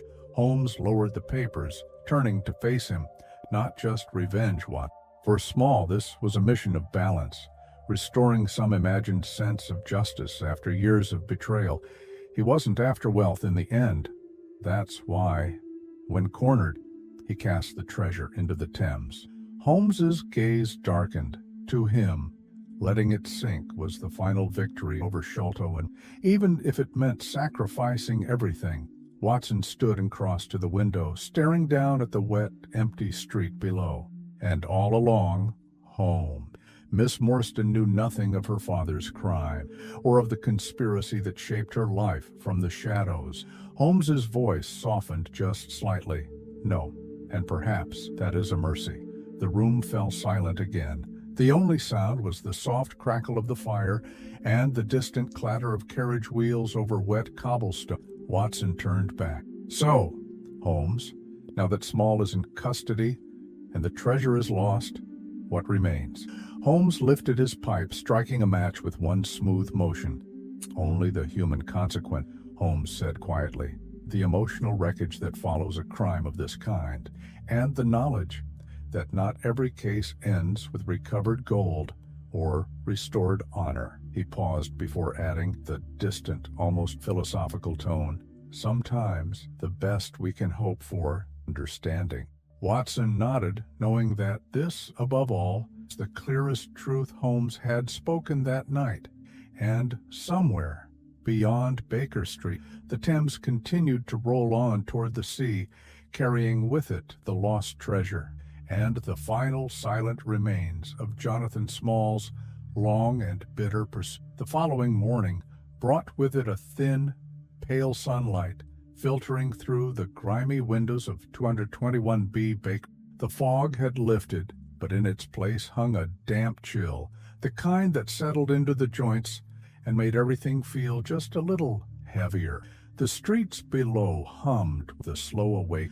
Milk carts rattled past, vendors opened their stalls, and chimneys coughed their first lazy plumes of smoke into the gray Londons. Holmes sat at the breakfast table, staring down at a plate he had no intention of eating. His gaze drifted toward the window, distant and unfocused, though Watson knew better than to think Holmes's mind was idle. A pipe lay cold and unlit beside him, untouched since dawn. Watson sipped his tea in silence, letting the stillness of the room stretch. Mrs. Hudson had placed the morning's post beside Holmes, but none of the letters had been opened. Finally, Watson set down his cup. "You haven't spoken about the treasure, Holmes."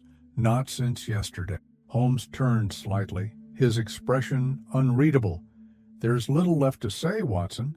The Agra treasure, after years of bloodshed, betrayal, and pursuit, lies at the bottom of the Thames." Watson gave a slow, reluctant nod. "You're certain there's no hope of recovery?" Holmes stood and crossed the room to his desk, pulling open the top drawer and removing a small folded map of the Thames riverbed near Limehouse. "I traced the area where the Aurora slowed during the chase. Based on Captain Croker's account, combined with the testimonies of both Small and the pursuing officers, there's no question where Small cast the nest overboard." Holmes unfolded the map and spread it across the table. "The spot lies just beyond the old timber docks, deep enough that low tide offers no visibility. And the silt along that stretch is notoriously thick."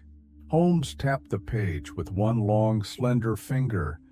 By now, the weight of the gold, the jewels, every last pearl and diamond, has pulled it down beneath at least 2 feet of mud and debris.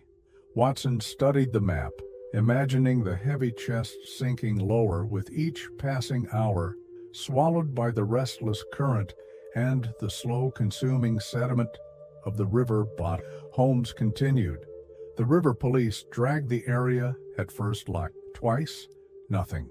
And unless one is prepared to bring in divers and spend months sifting through the riverbed, I fear the treasure is, for all practical, lost to history." Watson exhaled slowly, staring at the worn edge of the map.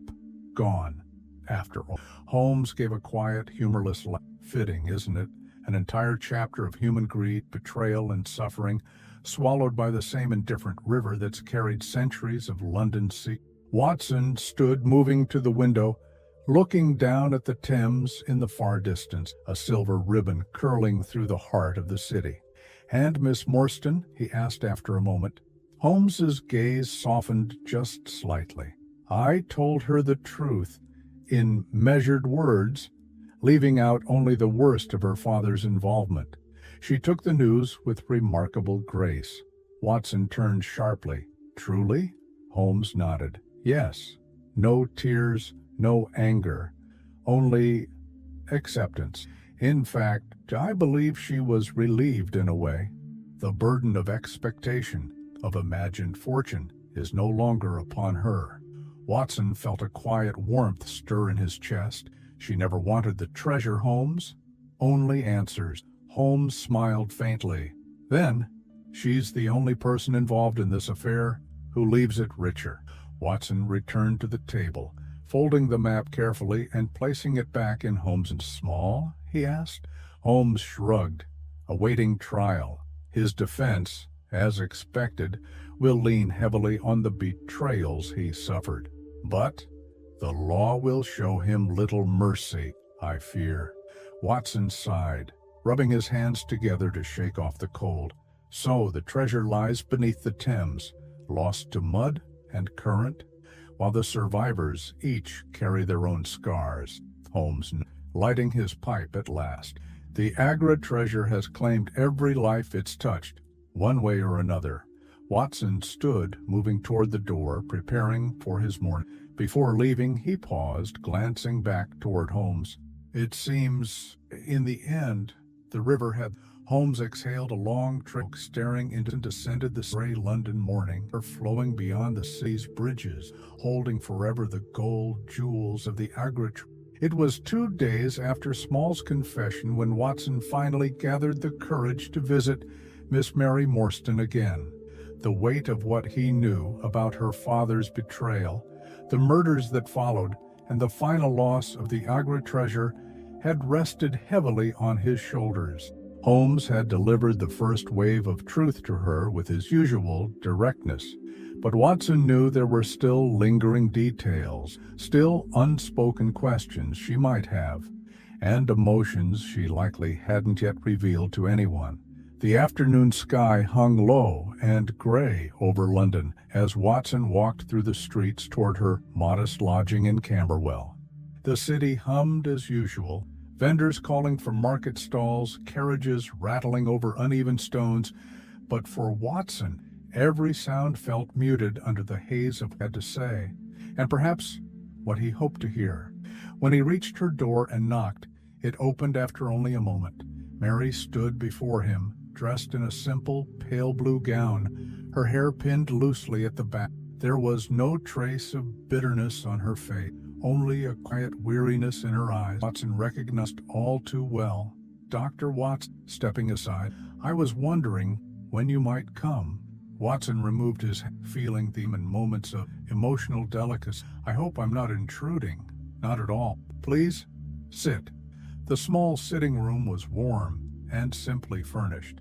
A vase of wildflowers sat on the windowsill, brightening the otherwise somber afternoon light that filtered through the curtains. Watson settled into a chair, watching her as she poured tea with careful, steady hands.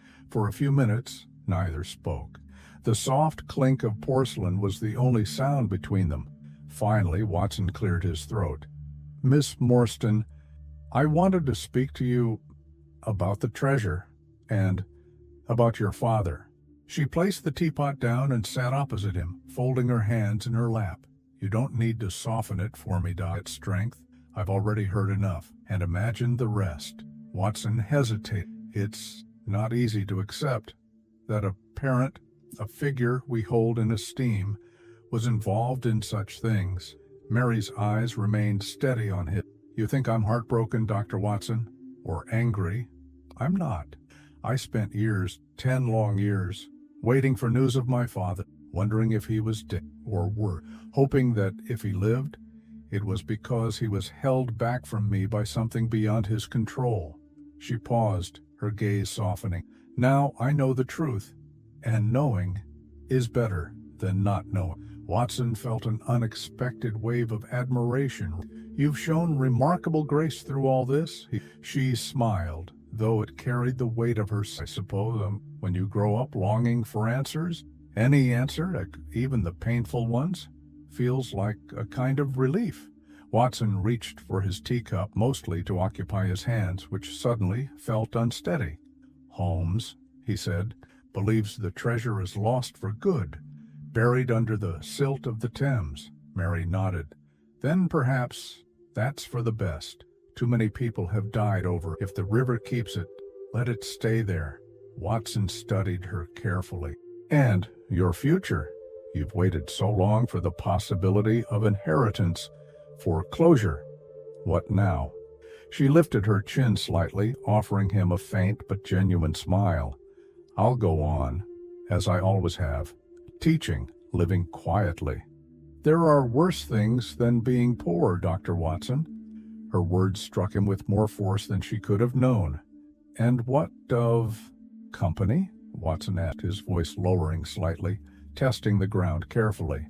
Mary tilted her head as though understanding the subtext immediately. No embarrassment in her expression, only a slow, warm acknowledgement. "Company is always welcome, Doctor." Watson felt something shift in the air between them, a small but undeniable change. For a long time they sat in gentle conversation, speaking not of murder or betrayal, but of simpler things. Books she had been reading, his work at the hospital, the way the city looked now that the fog had cleared. When Watson finally rose to leave, she walked him to the door. As he stepped out into the gray London afternoon, she placed a hand lightly on his sleeve. "Thank you for your kindness and for your honesty." Watson tipped his hat, holding her gaze a moment longer than strictly necessary. "It's been an honor, Miss Morstan." As he walked back toward Baker Street, Watson's heart felt lighter than it had in days. The case might have ended in loss, but something new, something gentle and full of quiet possibility, had begun. And in that moment, under the soft weight of a cloudy London sky, Watson dared to hope that perhaps not all endings had to be tragic. The days that followed felt different for Watson, though the streets of London carried on as usual, filled with the clatter of carriages, the shouts of vendors, and the endless movement of people weaving through fog and soot. Life, for most, moved forward with its indifferent rhythm. Yet for Watson, there was a quiet stirring beneath the surface, something new, something hopeful, and it was tied to a single person, Mary Morstan. Since their last meeting in Camberwell, Watson found himself thinking of her often, more often than he cared to admit, even to himself. He thought of her calm dignity in the face of terrible revelations, her gentle strength when confronted with loss, and the softness in her voice when she spoke of her modest plans for the future. He remembered, too, the light touch of her hand on his after door, and how it lingered on his skin long after. Holmes, of course, noticed the shift in Watson's mood almost immediately. One late evening, as Watson sat staring into the fog, lost in thought, Holmes looked up from the stack of correspondence he'd been sorting. "You've been unusually contemplative," Watson remarked, his tone casual but edged with knowing amusement. Watson gave a half smile but said nothing. Holmes set aside the letter in his hand. "If I didn't know better, I'd say you're rehearsing something. Perhaps a speech or a question." Watson sighed, turning toward his friend. "I'm not in the mood for your deductions tonight, Holmes." Holmes only smiled faintly. "Very well," he said. "But when the time comes, do try to speak plainly." Watson chuckled despite himself. The next morning, Watson rose earlier than usual, dressed with more care than necessary, and found himself walking again toward Camberwell. The air carried the faint bite of early winter, and a soft mist hovered over the streets, making the lamplight appear blurred and distant. As he approached Mary's lodging, Watson's heart began to pound in his chest. For a man who had braved battlefield injuries and faced down armed criminals alongside Holmes, his quiet walk toward a woman's front door felt like the most daunting journey of all. He paused outside her gate for a moment, gathering his composure. Then, with a steadying breath, he knocked. Mary answered at once as though she had been expecting him. Her hair was drawn back in the same loose, effortless style he remembered, and her dress was simple but elegant, a soft shade of lavender that brought color. "Dr. Watson," her smile as warm as the morning sun break. "Miss Morstan," he replied, removing his hat and stepping in. They sat together by the small parlor window. Mary poured tea, but Watson hardly touched his cup. He sat forward in his chair, his hands clasped tightly, staring at them as though gathering his final reserves of courage. "Miss Morstan," he began slowly, "there's something I must say, and I hope you'll forgive my directness." She set her teacup down, tilting her head slightly. "Dr. Watson, you've never needed to ask my forgiveness." That simple kindness emboldened him. "These past weeks," he continued, "have shown me something I hadn't expected, something that, if I'm honest, I hadn't even known was missing from my life until now." He paused, meeting her gaze fully. "Through this case, through the danger, the fear, and now the loss of the treasure, I've seen your strength, your compassion, your grace." Her cheeks flushed softly, but she said nothing, letting him continue. "And I realized," Watson said, his voice trembling slightly, that I care for you, far more than I should if I meant to remain silent." A long pause stretched between them. Watson's heart pounded so fiercely that for a moment he couldn't hear the street sounds outside, or even his own breath. Mary's eye opened, and when she finally spoke, her voice was as gentle as he'd hoped. "Dr. Watson," with a smile that reached her eyes, "I've known for some time." Watson blinked. "You?" She reached across the small space between them and placed her hand lightly over. "I wondered how long it would take you to say it aloud." Relief and joy surged through him in equal measure. He let out a soft, almost incredulous laugh, turning his hand to. "Then, if you'll allow me, Watson, I would like to call on you with hopes that in time." She squeezed his. "In time?" she echoed softly. "I believe I would like that very." The quiet joy between them filled the small room like sunlight warming old wood. As Watson rose to leave, he paused at the door, looking back at her.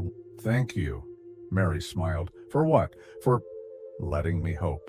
And with that, John Watson stepped back into the cold London morning, feeling for the first time in years that something in his life had shifted for the better.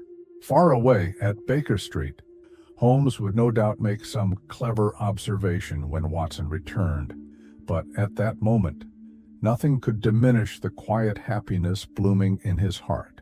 The air inside 221B Baker Street carried the unmistakable stillness that follows the end of a great and exhausting endeavor. The fireplace crackled softly, casting long, lazy shadows across the familiar sitting room. Papers that had once littered every available surface were now neatly stacked. Maps had been rolled up and stored. Holmes's chemical apparatus, often active cases, sat idle by the table. For the first time in days, there were no visitors, no police officer with urgent telegram, no street boy rushing in with scraps of intelligence. The apartment felt unusually peaceful. Holmes sat alone in his chair by the fire, his long legs stretched out before him, fingertips pressed lightly together beneath his chin. His gaze drifted toward the ceiling, but Watson knew from experience that Holmes's mind was not idle. It was moving, cataloging, reevaluating, perhaps even dissecting the human failings they had witnessed so closely over the past. Watson entered quietly, carrying a small tray with 2 cups of tea, setting one beside Holmes without comment. He settled into his own chair, stretching his sore leg and finally allowing himself to breathe a little deeper. After several minutes of companionable silence, Watson finally spoke. "So, Holmes, how does this case sit with you, now that it's finished?" Holmes's lips curved into something that was neither quite a smile nor a frown, something between satisfaction and resignation. "Finished," he said softly, "but cases like these never truly leave the mind, Watson, not in the way simpler matters do." Watson sipped his tea. "Because of the treasure?" Holmes shook his head slowly. "Because of the people, Watson, the choices, the motives that drove them." He stood, moving to the window. The city beyond was dark now, scattered with the glow of gaslight stretching off into the distance. The faint sounds of horses, cartwheels, and distant laughter floated up from the street below. Holmes's voice remained low, reflective. "We began with a puzzle, a missing father, anonymous pearls, a strange letter, and now we've unraveled a web of betrayal that began half a world away. Years before Miss Morstan ever walked through our door." He turned, his gaze meeting Watson. "The treasure, the deaths, Small's escape, the murders, every piece fits when viewed from a distance, and yet none of it feels tidy, does it?" Watson nodded. "No." Holmes moved back to his chair, lowering himself with slow, thoughtful movement. "Consider the irony, Watson," he continued. 2 British officers, meant to uphold honor and duty, reduced themselves to thieves and liars. A convict, driven first by survival, then revenge, crossing oceans just to settle an old score. a young woman caught in the fallout simply because of the accident of birth. Watson listened quietly, sensing the philosophical current in Holmes's tone, rare but genuine when it appeared. "And what of you, Holmes?" Watson asked carefully. "How do you reconcile all of this?" Holmes gave a small, dry laugh. "I don't, Watson. I never pretend that the world makes moral sense. My business is in facts, patterns, outcomes, justice, when possible, understanding, always." He paused. "And as for emotional conclusions, I leave those to you." Watson smiled at the familiar deflection. Holmes stood again, moving to his desk and retrieving a small vial containing a pale yellow powder, one of his many chemical experiments abandoned during the case. "For me," Holmes regaining its usual crispness, "there is always the next puzzle, the next cipher, the next enigma waiting to be solved."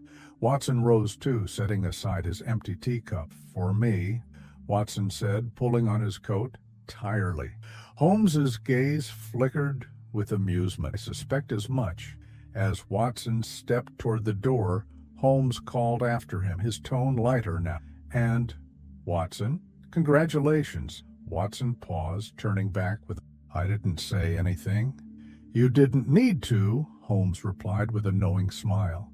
Watson laughed softly and left, descending the stairs 2 at a time, his heart lighter than it had been in weeks. Left alone again, Holmes stood at the window, staring out over the city that spread endlessly before him. The streets remained busy, restless, filled with lives moving unknowingly past one another, each with their own small secrets, their own quiet betrayals, and their own unsolved mysteries. Holmes lit his pipe at last, sending thin trails of smoke curling into the lamplight, and as always, his mind already turned toward the next case.